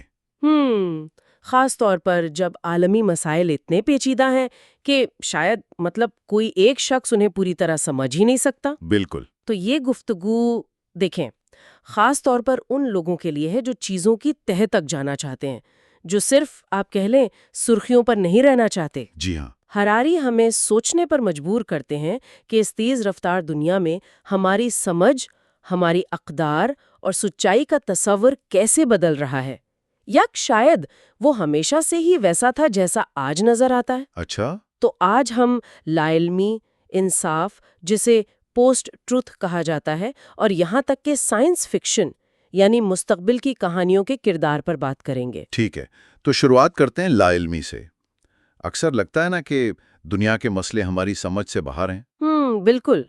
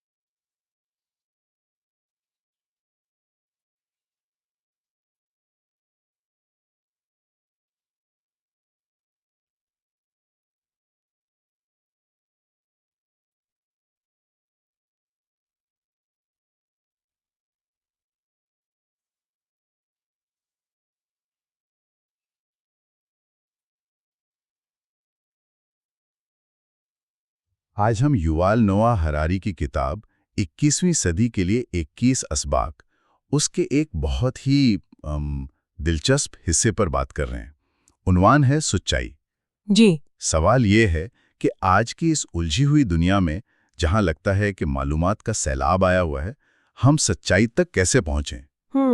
خاص طور پر جب عالمی مسائل اتنے پیچیدہ ہیں کہ شاید کوئی ایک شخص انہیں پوری طرح سمجھ ہی نہیں سکتا۔ بالکل۔ تو یہ گفتگو دیکھیں، خاص طور پر ان لوگوں کے لیے ہے جو چیزوں کی تہہ تک جانا چاہتے ہیں، جو صرف آپ کہہ لیں سرخیوں پر نہیں رہنا چاہتے۔ جی ہاں، ہراری ہمیں سوچنے پر مجبور کرتے ہیں کہ اس تیز رفتار دنیا میں ہماری سمجھ، ہماری اقدار اور سچائی کا تصور کیسے بدل رہا ہے، یا شاید وہ ہمیشہ سے ہی ویسا تھا جیسا آج نظر آتا ہے۔ اچھا، تو آج ہم لا علمی، انصاف، جسے پوسٹ ٹروتھ کہا جاتا ہے، اور یہاں تک کہ سائنس فکشن یعنی مستقبل کی کہانیوں کے کردار پر بات کریں گے۔ ٹھیک ہے، تو شروعات کرتے ہیں لا علمی سے۔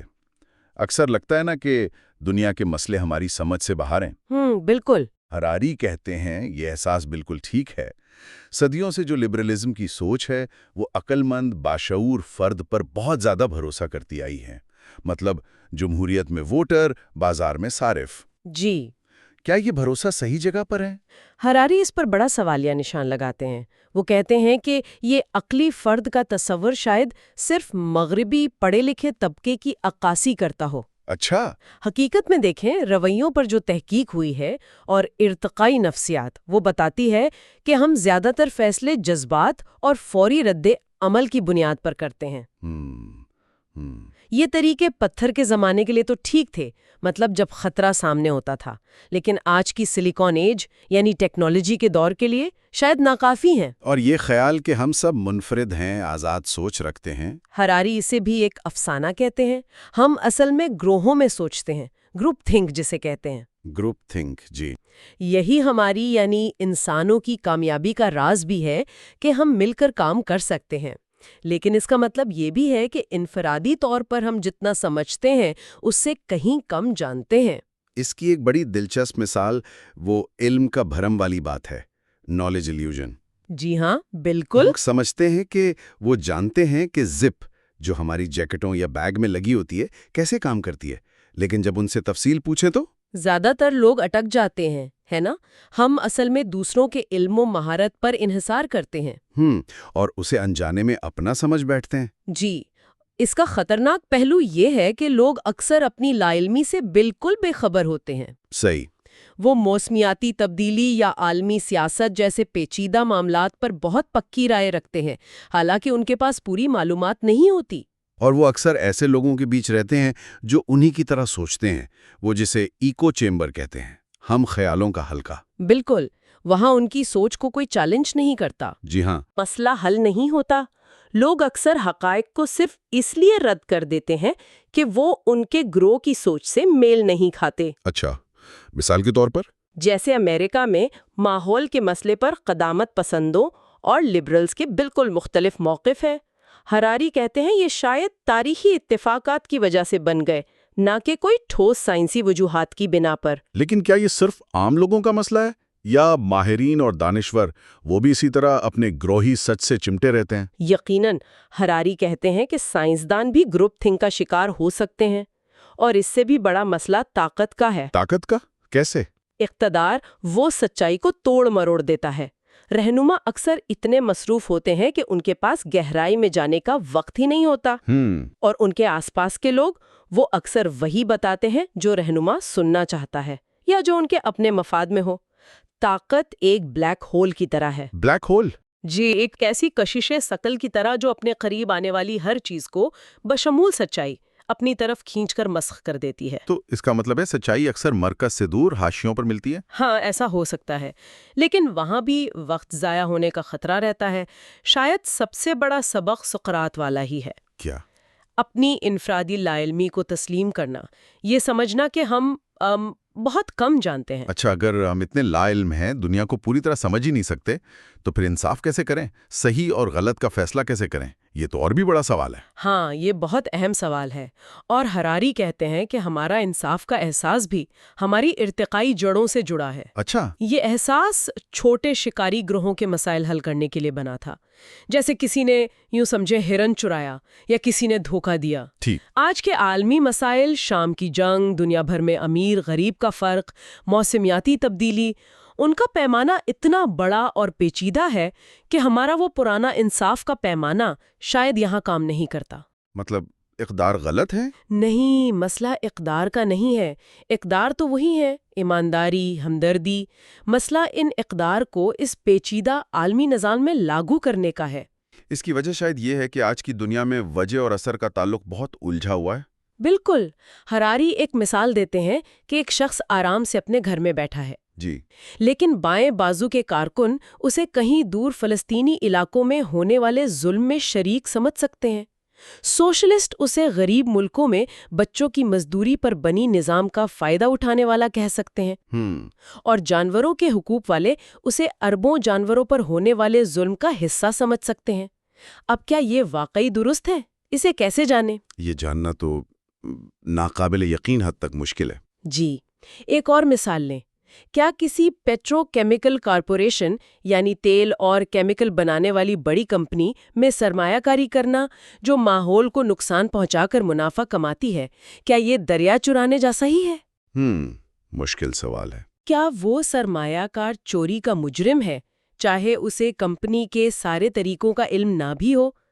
ہراری کہتے ہیں کہ جدید دور میں شاید سب سے بڑا اخلاقی فرض یہ ہے کہ جاننے کی کوشش کی جائے۔ جی، کیونکہ بڑے بڑے جرائم صرف نفرت اور لالچ سے نہیں ہوتے، وہ لا علمی اور بے حسی سے بھی جنم لیتے ہیں۔ تاریخ میں ایسی مثالیں ہیں نا؟ بالکل، جیسے وہ خواتین جنہوں نے غلاموں کی تجارت سے منافع کمانے والی کمپنیوں میں سرمایہ کاری کی، یا نازی جرمنی کا وہ پوسٹ ماسٹر جو شاید اپنی نوکری ایمانداری سے کرتا رہا لیکن اس کا ادارہ نازی پروپیگنڈا پھیلانے میں مددگار تھا۔ مسئلہ یہ ہے کہ جاننے کی مخلصانہ کوشش کرنا بھی آسان نہیں۔ ہراری اپنی مثال دیتے ہیں تسمانیہ کے مقامی باشندوں کے بارے میں۔ جی، کہ وہ ان کی تاریخ سے تقریباً لا علم تھے۔ یہ ظاہر کرتا ہے کہ ہم اکثر پسماندہ گروہوں کو کیسے نظر انداز کر دیتے ہیں۔ صحیح۔ اور یہاں تک کہ ایک پسماندہ گروہ کا فرد بھی دوسرے گروہوں کے مسائل کو پوری طرح نہیں سمجھ سکتا۔ جیسے ایک افریقی امریکی مرد کے تجربات ایک چینی ہم جنس پرست خاتون کے تجربات سے بالکل مختلف ہوں گے۔ تو لوگ اس پیچیدگی سے بچنے کے لیے کیا کرتے ہیں؟ ہراری کہتے ہیں کہ لوگ اکثر 4 راستے اپناتے ہیں۔ پہلا، مسئلے کو بہت چھوٹا کر کے دیکھتے ہیں، جیسے شام کی جنگ کو بس 2 لوگوں کی لڑائی سمجھ لینا۔ دوسرا، کسی ایک جذباتی کہانی پر پوری توجہ مرکوز کر دیتے ہیں، جیسے کسی ایک شامی بچی روکیا کی کہانی جو دل کو تو چھوتی ہے مگر پورے مسئلے کی عکاسی نہیں کرتی۔ ٹھیک ہے۔ اور تیسرا راستہ، سازشی نظریات گھڑ لینا، یہ مان لینا کہ بس چند امیر لوگ یا خفیہ تنظیمیں پوری دنیا چلا رہی ہیں۔ اچھا، یہ چیزوں کو آسان بنا دیتا ہے مگر حقیقت سے دور لے جاتا ہے۔ اور چوتھا، کسی نظریے یا رہنما پر آنکھیں بند کر کے بھروسہ کر لینا، بس ہمارے رہنما یا ہماری کتاب جو کہتی ہے وہی سچ ہے۔ یہ سارے طریقے اصل میں دنیا کی پیچیدگی کو ماننے سے انکار ہیں۔ ہم مسائل تو عالمی جھیل رہے ہیں، لیکن ہمارے پاس کوئی ایسی عالمی برادری نہیں جو مل کر ایک مشترکہ سچائی تلاش کر سکے۔ بالکل، اور یہی ہمیں پوسٹ ٹروتھ یا ما بعد حقیقت کے تصور کی طرف لاتا ہے۔ ہاں، آج کل یہ لفظ بہت سننے میں آتا ہے، پوسٹ ٹروتھ کا دور، جہاں سچ سے زیادہ جذبات اور ذاتی عقائد اہم ہو گئے ہیں، جہاں جھوٹ اور افسانے کھلے عام پھیلائے جاتے ہیں۔ جی 2014 میں جب روس نے کرائمیا پر حملہ کیا تو روسی حکومت نے صاف انکار کر دیا کہ یہ ان کی فوج ہے۔ کیا یہ پوسٹ ٹروتھ کی مثال ہے؟ ہراری کہتے ہیں ہاں یہ مثال تو ہے، لیکن یہ کوئی نئی بات نہیں ہے۔ پروپیگنڈا، غلط معلومات پھیلانا یا جسے آج کل ڈس انفارمیشن کہتے ہیں، یہ تاریخ میں ہمیشہ سے ہوتا آیا ہے۔ اچھا، وہ کئی مثالیں دیتے ہیں۔ 1931 میں جاپان کا خود پر ایک جعلی حملہ کر کے چین پر دھاوا بول دینا، یا برطانیہ کا آسٹریلیا کو خالی زمین قرار دینا حالانکہ وہاں لاکھوں مقامی باشندے رہتے تھے۔ یہاں شروع کے صہیونیوں کا فلسطین کو بے لوگوں کی زمین کہنا، یہاں تک کہ 1969 میں اسرائیل کی وزیر اعظم گولڈا میئر نے کہا تھا کہ فلسطینی عوام نام کی کوئی چیز وجود ہی نہیں رکھتی۔ تو ہراری کا بڑا دعویٰ یہ ہے کہ ہم یعنی ہومو سیپینز، باشعور انسان، اصل میں ایک پوسٹ ٹروتھ نو ہیں۔ ہماری طاقت ہی افسانے گھڑنے اور ان پر یقین کرنے میں ہے۔ یہی ان کا بنیادی نقطہ ہے۔ وہ کہتے ہیں کہ پتھر کے زمانے سے ہی افسانوں نے یعنی مشترکہ کہانیوں نے انسانی گروہوں کو جوڑا ہے۔ ہم واحد ممالیہ جانور ہیں جو لاکھوں اجنبیوں کے ساتھ مل کر کام کر سکتے ہیں۔ کیوں؟ کیونکہ ہم کہانیاں بنا سکتے ہیں اور پھیلا سکتے ہیں، خداؤں کی کہانیاں، قوموں کی کہانیاں، پیسوں کی کہانیاں۔ مذہب اس کی سب سے بڑی مثال ہے۔ ہزاروں سال سے لوگ معجزوں، فرشتوں، جنوں پر یقین کرتے آئے ہیں۔ یہاں ہراری ایک متنازع بات بھی کرتے ہیں۔ وہ مذہب کو جعلی خبر یعنی فیک نیوز سے تشبیہ دیتے ہیں۔ یہ ایک متنازع نقطہ ہے۔ وہ کہتے ہیں کہ جب 1000 لوگ ایک من گھڑت کہانی پر 1 مہینے تک یقین کریں تو وہ جعلی خبر ہے، لیکن جب اربوں لوگ اسی کہانی پر ہزاروں سال یقین کریں تو وہ مذہب بن جاتا ہے۔ البتہ وہ یہ بھی مانتے ہیں کہ یہ افسانے یا کہانیاں بہت طاقتور اور مفید بھی ہو سکتی ہیں۔ یہ لوگوں کو عظیم خیراتی کام کرنے، قربانیاں دینے یا خوبصورت فن تعمیر تخلیق کرنے کی ترغیب دے سکتی ہیں۔ صحیح۔ ان کے نزدیک بائبل ہو یا ہیری پوٹر، دونوں افسانے ہیں جو لوگوں کو متاثر کر سکتے ہیں۔ فرق صرف وقت اور ماننے والوں کی تعداد کا ہے۔ تاریخ میں تو ایسے خداؤں کی مثالیں بھی ہیں جو بعد میں جھوٹے ثابت ہوئے، جیسے رومی شہنشاہ۔ جی، یا جاپان کے شہنشاہ ہیروہیٹو، جنہوں نے دوسری جنگ عظیم ہارنے کے بعد خود اعلان کیا کہ وہ خدا نہیں ہیں۔ اور یہ افسانے نقصان دہ بھی ہو سکتے ہیں۔ بہت زیادہ، جیسے 1255 میں انگلینڈ کے شہر لنکن میں وہ ہیو نامی بچے کی موت کے بعد جھوٹی کہانی پھیلائی گئی کہ اسے یہودیوں نے قتل کیا ہے۔ اس خون کے الزام نے یہودیوں کے قتل عام اور ملک بدری کی راہ ہموار کی، اور یہ جھوٹی کہانی صدیوں تک چلتی رہی۔ جدید دور کے نظریات کا کیا؟ قوم پرستی، کمیونزم، فاشزم؟ ہراری کہتے ہیں کہ انہوں نے بھی اپنے اپنے افسانے بنائے۔ ہاں، نازی پروپیگنڈا۔ جی، گوبلز والا قول۔ ہاں، کہ ایک جھوٹ کو 1000 بار دہراؤ تو وہ سچ بن جاتا ہے۔ یا سوویت یونین کا پروپیگنڈا، جہاں سٹالن کی تصویر میں رد و بدل کیا گیا۔ یہاں تک کہ آج کی تجارتی برانڈز جیسے کوکا کولا خود کو خوشی اور صحت سے جوڑتے ہیں، حالانکہ حقیقت شاید کچھ اور ہو۔ بالکل، یہ بھی ایک قسم کا افسانہ ہے۔ تو کیا اس کا مطلب ہے کہ سچائی کبھی انسانوں کی اولین ترجیح رہی ہی نہیں؟ ہراری کے مطابق ایسا ہی لگتا ہے۔ انسانی تعاون جو ہماری کامیابی کی بنیاد ہے، وہ سچ اور افسانے کے ایک نازک توازن پر قائم ہے۔ نازک توازن؟ جی، اگر آپ حقیقت سے بہت زیادہ دور ہو جائیں تو نقصان ہوتا ہے، جیسے وہ ماجی ماجی بغاوت میں ہوا۔ ہاں، جب انہوں نے سمجھا کہ پانی گولیوں سے بچائے گا۔ جی، اور ہزاروں مارے گئے۔ لیکن افسانوں کے بغیر بڑے پیمانے پر لوگوں کو منظم کرنا بھی ناممکن ہے۔ یہ بات تو کافی پریشان کن ہے۔ ہاں، اور ہراری ایک اور دلچسپ نقطہ اٹھاتے ہیں۔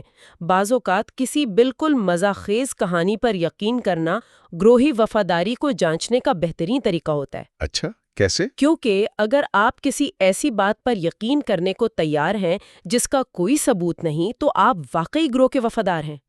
پیسہ، کارپوریشنز، قوانین، یہ سب بھی تو ایک طرح کے سماجی افسانے ہیں۔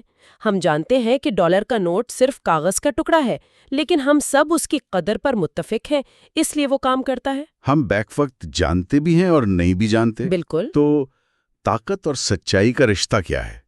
کیا وہ ساتھ چل سکتے ہیں؟ ہراری کہتے ہیں ایک حد تک اقتدار میں رہنے کے لیے اکثر افسانے پھیلانے پڑتے ہیں، اتحاد قائم رکھنا پڑتا ہے۔ سچائی کی کھوج بعض اوقات اس اتحاد کو خطرے میں ڈال سکتی ہے۔ تو انسان طاقت کو ترجیح دیتے ہیں؟ اکثر، لیکن اس کا یہ مطلب نہیں کہ ہمیں جعلی خبروں یا افسانوں کو بس قبول کر لینا چاہیے۔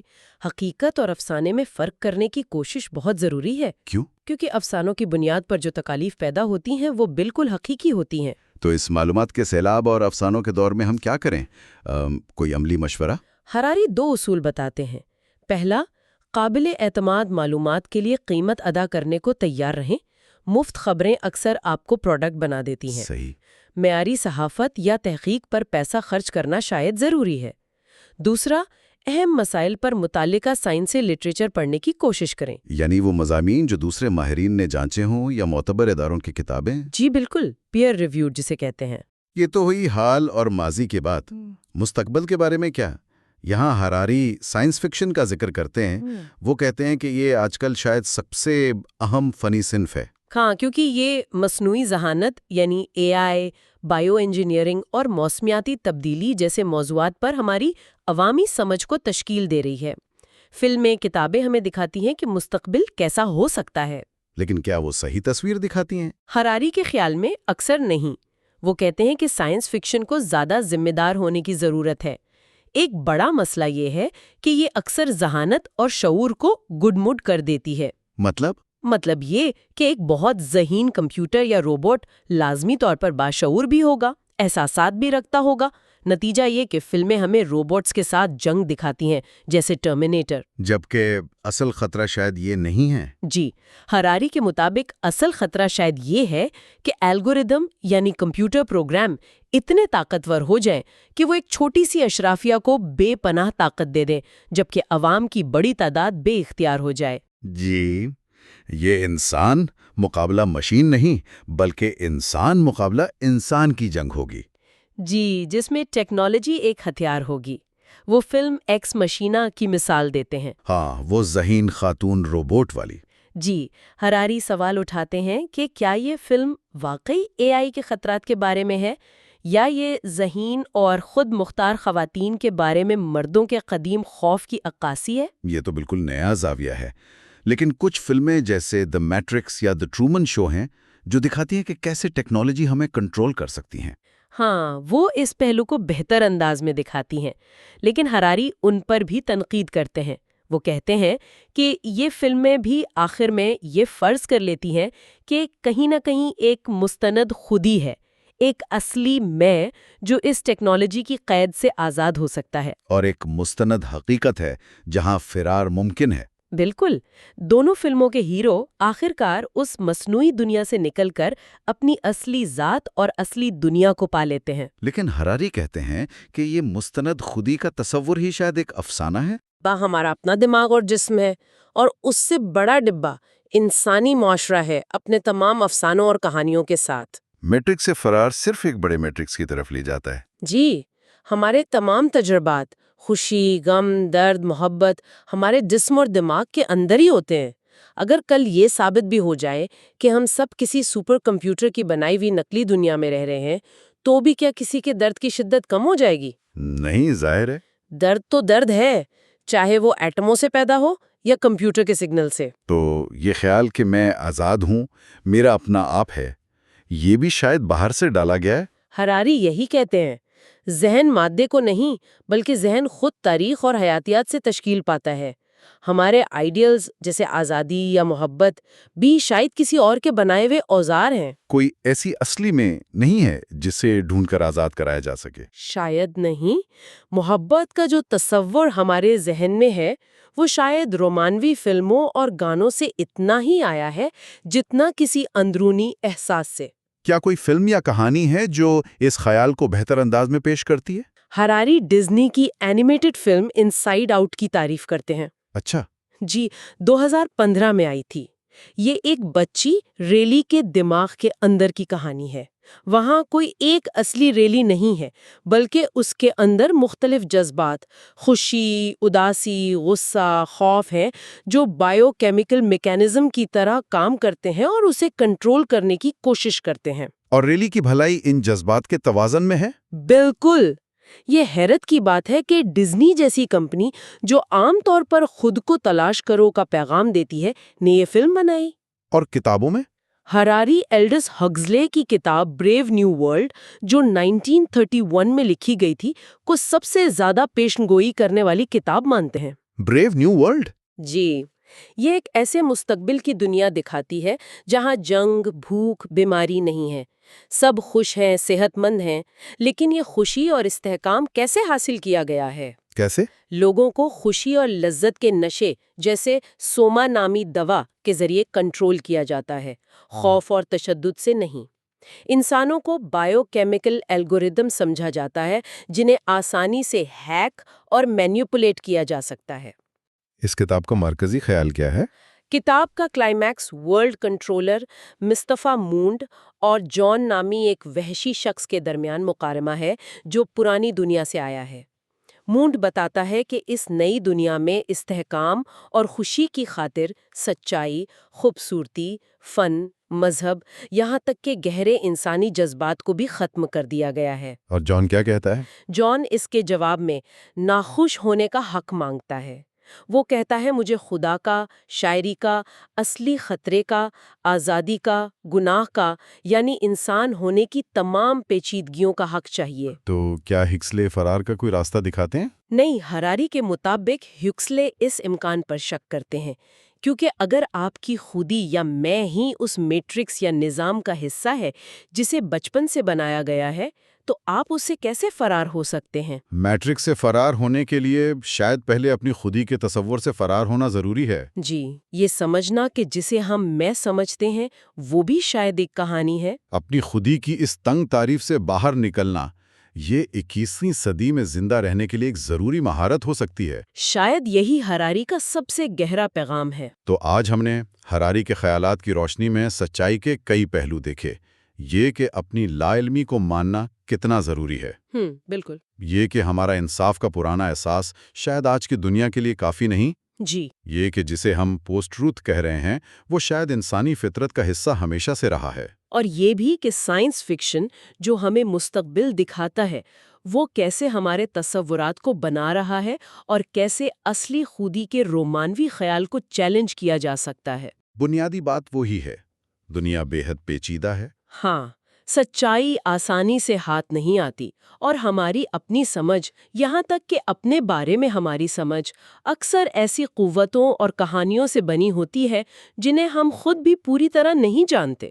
اور آخر میں ایک خیال چھوڑ جاتے ہیں سننے والوں کے لیے، اگر یہ خودی بھی ایک طرح کی بناوٹ ہے، ایک کہانی ہے جسے بیرونی طاقتیں بنا سکتی ہیں یا بدل سکتی ہیں، جو شاید خود ایک بڑے میٹرکس کا حصہ ہے، تو پھر علم حاصل کرنے یا انصاف کے لیے لڑنے کا اصل مطلب کیا رہ جاتا ہے؟ اس احساس کے ساتھ کیسے جیا جائے؟ اور کیا واقعی جیسا کہ کچھ صوفی اور فلسفی کہتے آئے ہیں اپنی خودی سے نجات پانا ہی سمجھ کی طرف آخری قدم ہے؟ آج ہم ایک بڑے سوال پر غور کر رہے ہیں، وہ یہ کہ ہم خود کو اور اپنی آنے والی نسلوں کو ایک ایسی دنیا کے لیے کیسے تیار کریں جس کی کوئی مثال ہی نہیں ملتی پہلے۔ جی، ایک ایسی دنیا جہاں تبدیلیاں بہت تیز ہیں اور غیر یقینی صورتحال انسرٹنٹی ایک طرح سے معمول بن گئی ہے۔ بالکل۔ تو آج ہم گہرائی میں جا رہے ہیں یووال نوآ ہراری کی کتاب 21ویں صدی کے 21 اسباق کے کچھ خاص حصوں میں، خاص طور پر تعلیم، زندگی میں معنی اور خود شناسی یعنی خود کو جاننے پر۔ صحیح۔ آج کی بحث کا مقصد یہی سمجھنا ہے کہ اس تیزی سے بدلتی دنیا میں کون سی سکلز، کون سی صلاحیتیں واقعی اہم ہوں گی، اور ہم اپنی زندگیوں میں کوئی مقصد، کوئی معنی کیسے تلاش کر سکتے ہیں۔ آپ نے بالکل صحیح سوال اٹھایا ہے۔ آج کی گفتگو ہراری کے ان خیالات کے گرد ہی گھومے گی کہ یہ جو ٹیکنالوجی کی ترقی ہے، خاص طور پر بائیو انجینئرنگ اور اے آئی یعنی مصنوعی ذہانت، جی ہاں، اے آئی یہ ہمارے مستقبل کو کیسے آپ کہہ لیں انپریڈکٹیبل بنا رہی ہے، غیر متوقع۔ تو پھر اس سارے منظر نامے میں تعلیم کا کیا رول رہ جاتا ہے؟ انسانی شناخت کا کیا مطلب بنتا ہے؟ جی، یہی سمجھنا ضروری ہے، کیونکہ پرانے جواب، پرانے تعلیمی ماڈل وہ شاید اب بالکل آپ کہیں ریلیونٹ آ رہے ہیں۔ تو آئیے تعلیم سے ہی شروع کرتے ہیں۔ کتاب کے باب 19 میں ہراری جو بنیادی مسئلہ بتاتے ہیں وہ یہی ہے نا کہ 2050 یا اس کے بعد کی دنیا کیسی ہوگی، کوئی یقین سے نہیں کہہ سکتا۔ بالکل نہیں۔ اگر ہم ماضی میں دیکھیں، جیسے انہوں نے مثال دی 1018 کے چین کی، تو تعلیم کا مقصد واضح تھا، ایسی چیزیں سکھاؤ جو زندگی بھر کام آئیں گی، جیسے کھیتی باڑی، ریشم بنانا یا اچھی تلوار بازی۔ ہاں، لیکن آج تو معاملہ بالکل الٹ ہے۔ معلومات کا ایک سمندر ہے اور اس میں سچ سے زیادہ تو غلط معلومات ہے، پروپیگنڈا ہے۔ اور ہمارے پرانے تعلیمی نظام جو زیادہ تر رٹا لگانے پر زور دیتے تھے، جی، وہ اس نئے چیلنج کا مقابلہ نہیں کر پا رہے، وہ ناکام ہو رہے ہیں۔ یہاں ہراری ایک بہت آپ کہیں دلچسپ نقطہ اٹھاتے ہیں۔ وہ کہتے ہیں کہ صرف معلومات جمع کر لینا دماغ میں یا کوئی خاص ٹیکنیکل سکل سیکھ لینا، جیسے آج کل لوگ C++ سیکھ رہے ہیں یا چینی زبان۔ بالکل، وہ کہتے ہیں یہ مستقبل میں شاید اتنا کام نہ آئے۔ کیوں؟ کیونکہ بہت ممکن ہے کہ اے آئی، مصنوعی ذہانت، یہ کام انسانوں سے کہیں بہتر اور تیزی سے کر لے۔ تو پھر سکھائیں کیا اگر یہ سب مشینیں کر لیں گی؟ یہی سوال ہے۔ ہراری زور دیتے ہیں 4 C's پر: کرٹیکل تھنکنگ یعنی تنقیدی سوچ، تاکہ ہم سچ جھوٹ میں فرق کر سکیں۔ جی، پھر کمیونیکیشن یعنی ابلاغ، اپنی بات دوسروں تک پہنچانا، کولیبوریشن، مل جل کر کام کرنا، کیونکہ مستقبل کے مسئلے پیچیدہ ہوں گے، کوئی اکیلا حل نہیں کر پائے گا۔ اور چوتھا C، اور چوتھا کریٹیوٹی، تخلیقی صلاحیت، نئے حالات کے لیے نئے حل، نئے آئیڈیاز سوچنا۔ یہ 4 C's تو سمجھ میں آتے ہیں، لیکن کیا یہ کافی ہیں؟ صرف یہی؟ ہراری کے خیال میں ان چاروں سے بھی زیادہ اہم ایک اور صلاحیت ہے، وہ ہے تبدیلی سے نمٹنے کی صلاحیت، اڈیپٹیبلٹی۔ اچھا، مسلسل نئی چیزیں سیکھتے رہنے کی صلاحیت، اور سب سے بڑھ کر غیر متوقع حالات میں افراتفری میں اپنا ذہنی توازن برقرار رکھنے کی صلاحیت، مینٹل بیلنس۔ یعنی خود کو بار بار بدلنا پڑے گا، ری انوینٹ کرنا پڑے گا۔ بالکل، ان کا یہی کہنا ہے کہ ہمیں مستقبل میں خود کو بار بار نئے سرے سے ایجاد کرنے کی ضرورت پڑے گی۔ ہو سکتا ہے جو شناخت، جو مہارت آج ہے وہ 10 سال بعد بیکار ہو جائے، تو بالکل نئے سرے سے خود کو ڈھالنا پڑے گا۔ یہ ایک مسلسل عمل ہوگا۔ یہ تو روایتی تعلیم کے بالکل خلاف ہے، جسے ہراری نے فیکٹری کی پروڈکشن لائن کہا ہے۔ جی ہاں، جہاں سب کو ایک جیسا بنانے کی کوشش ہوتی ہے، وہ ماڈل تو پھر بالکل ناکارہ ہو گیا۔ بلکہ ہراری کا مشورہ تو اس سے بھی آگے جاتا ہے اور کافی چونکانے والا ہے۔ وہ کہتے ہیں کسی پر اندھا اعتماد نہ کریں۔ ہاں، وہ کہتے ہیں نہ بڑوں پر، نہ ٹیکنالوجی پر، اور یہاں تک کہ اپنے آپ پر بھی نہیں، یعنی اپنے غیر جانچے ہوئے خود پر۔ اپنے آپ پر بھی نہیں؟ جی، اور یہیں سے وہ تصور آتا ہے انسانوں کو ہیک کرنے کا، ہیکنگ ہیومنز۔ یہ سننے میں تو سائنس فکشن جیسا لگتا ہے، لیکن ہراری خبردار کرتے ہیں کہ یہ حقیقت بن رہا ہے۔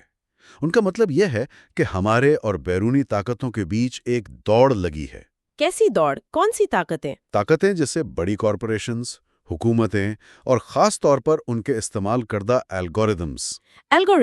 ہاں، اچھا، یہ کمپیوٹر پروگرامز جو ڈیٹا اینالائز کرتے ہیں؟ جی، یہ پروگرام ہمارے رویوں کو، ہماری پسند ناپسند، ہمارے خفیہ ڈر اور خواہشات کو سمجھنے کی کوشش کر رہے ہیں۔ دوڑ یہ ہے کہ کون پہلے ہمارے اندرونی نظام کو سمجھتا ہے اور اسے کنٹرول کرنے کی صلاحیت حاصل کرتا ہے۔ ہمارا دماغ، ہمارے جذبات، ہمارے فیصلے کرنے کا طریقہ۔ یہ تو بہت ہی خوفناک خیال ہے کہ کوئی باہر کی طاقت، کوئی پروگرام ہمیں ہم سے بہتر جان لے اور پھر ہمیں اپنی مرضی سے چلائے۔ بالکل، خطرہ یہی ہے، اور اسی لیے وہ جو پرانی نصیحت تھی نا، قدیم یونانی فلسفیوں کی خود کو پہچانو، جی ہاں، وہ آج پہلے سے کہیں زیادہ اہم ہو گئی ہے۔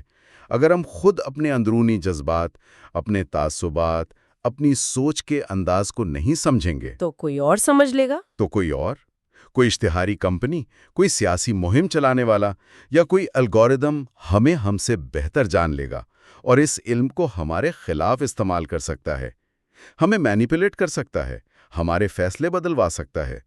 اور یہ صرف تھیوری نہیں، اس کے آثار تو ہم آج بھی دیکھ رہے ہیں۔ واقعی یہ سوچ کر تو پریشانی ہوتی ہے، اور یہ ہمیں گفتگو کے اگلے حصے کی طرف لاتا ہے، معنی کی تلاش، سرچ فار میننگ۔ جی، اگر پرانے تعلیمی نظام کام نہیں کر رہے، ٹیکنالوجی ہمیں ہیک کرنے والی ہے، تو پھر ہم اپنی زندگی میں کوئی سمت، کوئی مقصد، کوئی معنی کیسے تلاش کریں؟ ہراری باب 20 میں کہتے ہیں کہ انسان کہانیاں سنانے والا جانور ہے، سٹوری ٹیلنگ اینیمل۔ جی ہاں، ہم عظیم کہانیوں، گرینڈ نیریٹیوز کے ذریعے ہی کائنات میں اپنا مقام اور زندگی کا مقصد سمجھتے ہیں۔ اور انہوں نے ان کہانیوں کی 2 قسمیں بتائی ہیں۔ جی، 2 بنیادی قسمیں، ایک وہ جنہیں وہ دائرہ نما سرکولر کہتے ہیں، جن میں وقت اور وجود ایک چکر میں چلتے ہیں، جیسے ہندو دھرم میں کرما اور سنسار کا چکر، یا وہ لائن کنگ فلم میں سرکل آف لائف۔ بالکل، جہاں روح بار بار جنم لیتی ہے یا زندگی، موت اور دوبارہ زندگی کا چکر چلتا ہے،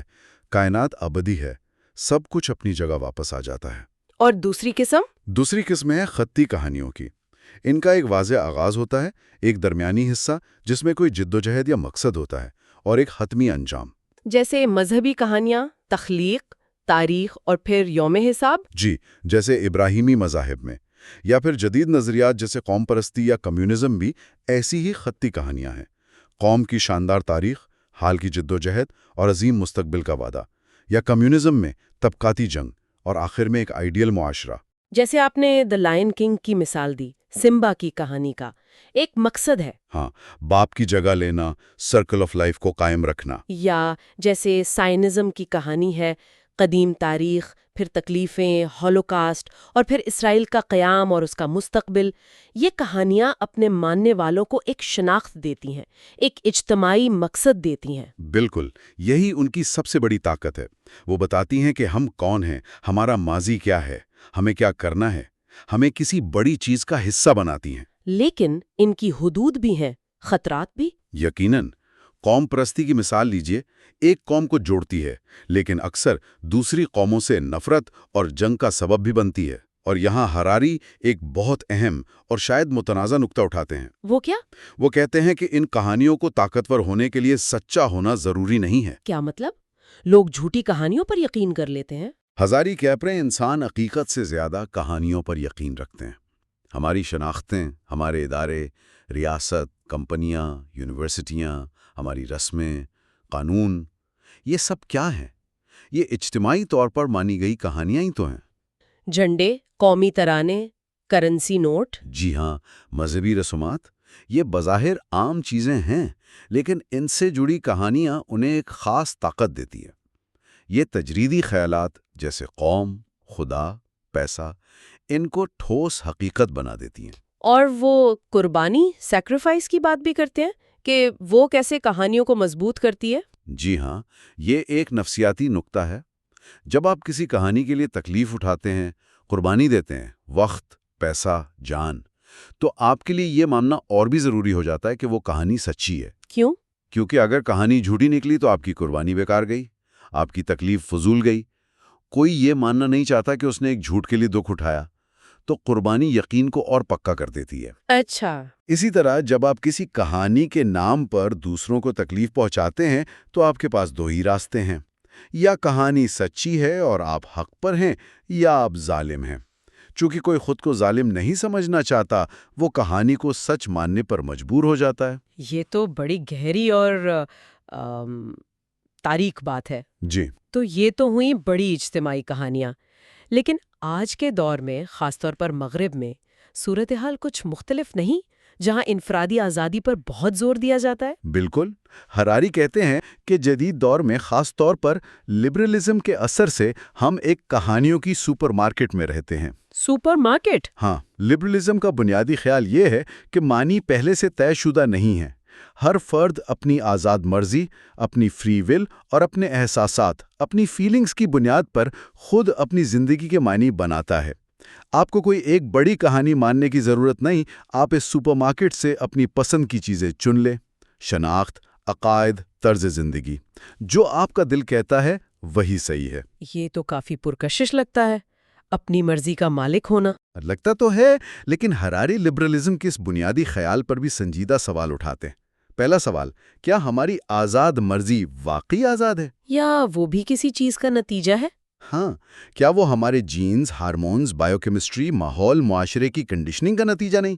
کیا ہمارے فیصلے واقعی ہمارے ہیں یا ہمارے دماغ کے اندر چلنے والے بائیو کیمیکل الگوریدم کا نتیجہ؟ اور دوسرا سوال؟ دوسرا سوال یہ کہ جس خود سیلف کی بنیاد پر ہم انتخاب کرتے ہیں، کیا وہ خود بھی کوئی مستقل حقیقی چیز ہے یا وہ بھی ایک کہانی ہے جو ہمارا دماغ ہمیں سناتا رہتا ہے؟ تو مطلب لبرلزم بھی ایک کہانی ہی ہے؟ ہراری کا جھکاؤ اسی طرف ہے۔ وہ یہاں بدھ مت کا حوالہ دیتے ہیں، جو ہزاروں سال سے کہہ رہا ہے کہ کوئی مستقل خود یا آتما نہیں ہے اور زندگی میں کوئی پہلے سے طے شدہ معنی نہیں ہے۔ بدھ مت کا زور کس بات پر ہے پھر؟ اس بات پر کہ ہم حقیقت کا، خاص طور پر دکھ کی حقیقت کا براہ راست مشاہدہ کریں اور چیزوں اور خیالات سے لگاؤ ختم کریں، کیونکہ یہی لگاؤ دکھ کی وجہ بنتا ہے۔ لیکن ہراری یہ بھی کہتے ہیں کہ کوئی کہانی نہیں ماننا بھی ایک کہانی بن سکتا ہے؟ جی، وہ اس خطرے سے بھی آگاہ کرتے ہیں۔ یہ خود ایک نظریہ، ایک کہانی بن سکتا ہے جس کے اپنے مسائل ہو سکتے ہیں۔ تو اب ہم کہاں کھڑے ہیں؟ اگر پرانی کہانیاں کمزور ہو رہی ہیں یا خطرناک ہیں، اگر تعلیم ہمیں مستقبل کے لیے تیار نہیں کر رہی، اور اگر لبرلزم کا آزاد مرضی والا نظریہ بھی شاید ایک وہم ہو، تو پھر بچا کیا؟ ہم کہاں جائیں؟ یہ واقعی ایک بنیادی سوال ہے، اور یہاں ہم واپس آتے ہیں گفتگو کے پہلے حصے کی طرف، تعلیم اور خود شناسی کی اہمیت۔ اچھا، اگر باہر کے سہارے، بڑی کہانیاں، روایتی تعلیم، لبرل انفرادیت کمزور پڑ رہے ہیں، تو شاید ہمیں اندر کی طرف دیکھنا ہوگا، اپنے اندر۔ اور یہ وہیں جڑتا ہے جہاں آپ نے انسانوں کو ہیک کرنے کے خطرے کی بات کی تھی۔ بالکل، اگر ہم خود اپنے اندرونی نظام کو نہیں سمجھیں گے تو باہر کی طاقتیں، خاص طور پر الگوریدم، اسے ہم سے بہتر سمجھ لیں گے اور ہمیں کنٹرول کریں گے۔ اسی لیے ہراری ایک حقیقت کا امتحان، ٹیسٹ آف ریالٹی تجویز کرتے ہیں۔ وہ کیا ہے؟ وہ کہتے ہیں کسی بھی کہانی، نظریے یا ادارے کو پرکھنے کا ایک طریقہ یہ پوچھنا ہے، کیا یہ چیز حقیقی دکھ محسوس کر سکتی ہے؟ اچھا، قومیں دکھ محسوس نہیں کر سکتی، کارپوریشنز کو درد نہیں ہوتا، نظریات تکلیف میں نہیں ہوتے، صرف جاندار مخلوق جن میں اعصابی نظام ہے جیسے انسان اور جانور حقیقی دکھ اور خوشی محسوس کر سکتے ہیں۔ تو پھر ہمیں کیا کرنا چاہیے؟ ہراری کا مشورہ ہے کہ تجریدی کہانیوں اور نظریات میں الجھنے کے بجائے ہمیں اپنی توجہ حقیقی ٹھوس دکھ پر مرکوز کرنی چاہیے، اپنے دکھ پر اور دوسروں کے دکھ پر۔ ہراری اپنی کتاب میں اپنے ذاتی تجربے کا بھی ذکر کرتے ہیں، وہ پاسنا مراقبے کا۔ وہ اسے کس طرح دیکھتے ہیں؟ کیا یہ کوئی روحانی حل ہے؟ نہیں، وہ اسے کوئی معجزاتی یا صوفیانہ حل نہیں مناتے، بلکہ وہ اسے اپنے ذہن کے کام کرنے کے انداز کو براہ راست مشاہدہ کرنے کا ایک بہت عملی، آپ کہیں سائنسی طریقہ بتاتے ہیں۔ اس میں ہوتا کیا ہے؟ آپ خاموشی سے بیٹھ کر اپنی سانس اور اپنے جسم میں اٹھنے والے احساسات، سینسیشنز پر توجہ دیتے ہیں، بغیر کسی رد عمل کے، بغیر انہیں اچھا یا برا سمجھے، بس انہیں ویسا ہی دیکھتے ہیں جیسا وہ ہیں۔ اس سے کیا حاصل ہوتا ہے؟ ہراری کہتے ہیں کہ اس مشق سے انہیں پہلی بار سمجھ آیا کہ ان کا اپنا ذہن کیسے کام کرتا ہے، خیالات کیسے آتے جاتے ہیں، جذبات کیسے اٹھتے اور بیٹھتے ہیں، خواہشات کہاں سے پیدا ہوتی ہیں اور کیسے تکلیف دیتی ہیں۔ یہ سب کچھ وہ براہ راست بغیر کسی کہانی یا نظریے کے فلٹر کے دیکھ پائے۔ تو یہ اصل میں خود کو پہچانوں کا ایک عملی طریقہ ہوا؟ جی ہاں، بالکل۔ بجائے اس کے کہ ہم اپنے بارے میں دوسروں کی سنائی کہانیاں سنیں یا خود کہانیاں گھڑیں، وپاسنا جیسی مشقیں ہمیں اپنے اندرونی تجربے کا براہ راست مشاہدہ کرنے کا موقع دیتی ہیں۔ اپنے ذہنی نظام کو سمجھنے کا موقع؟ جی، یہ سمجھنے کا کہ ہمارا ذہنی نظام کیسے کام کرتا ہے، ہمارے رد عمل کے پیٹرن کیا ہیں، ہم کن چیزوں سے غیر ضروری طور پر جڑے ہوئے ہیں۔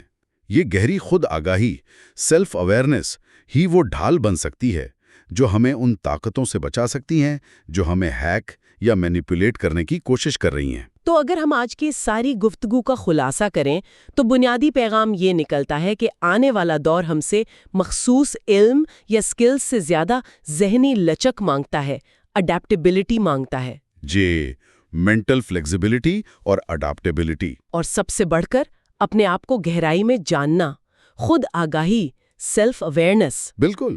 اپنے ذہن کو، اپنے اندرونی تجربے کو سمجھنا ہی اس غیر یقینی مستقبل اور بیرونی ہیرا پھیری کے چیلنج سے نمٹنے کی اصل چابی ہے۔ اور آخر میں سامعین کے لیے ایک غور طلب نکتہ چھوڑ جاتے ہیں جو حراری کی باتوں پر ہی مبنی ہے، لیکن شاید ہم نے اس پر براہ راست بات نہیں کی۔ جی؟ یہ دیکھتے ہوئے کہ الگورتھم ٹیکنالوجی انسانی جذبات کو، تعصبات کو، فیصلوں کو ہم سے بہتر سمجھنا سیکھ رہے ہیں، ہاں۔ اور ممکنہ طور پر مستقبل میں انہیں ہمارے خلاف استعمال کر کے ہمیں کنٹرول بھی کر سکتے ہیں۔ جی۔ تو افراد آج ایسے کون سے عملی قدم اٹھا سکتے ہیں جن سے وہ اپنے اندرونی نظام کو سمجھنا شروع کر سکیں؟ اس سے پہلے کہ کوئی اور اسے پوری طرح سمجھ لے؟ جی، اس سے پہلے کہ کوئی بیرونی طاقت یا ٹیکنالوجی اسے پوری طرح نقشہ بند کر لے اور اس کا استحصال شروع کر دے، یہ سوال میرے خیال میں ہمیں ایک بار پھر خود مشاہدے، اپنے ذہن کی گہرائیوں میں اترنے اور اپنی اندرونی دنیا کو جاننے کی فوری ضرورت کی طرف دھکیلتا ہے۔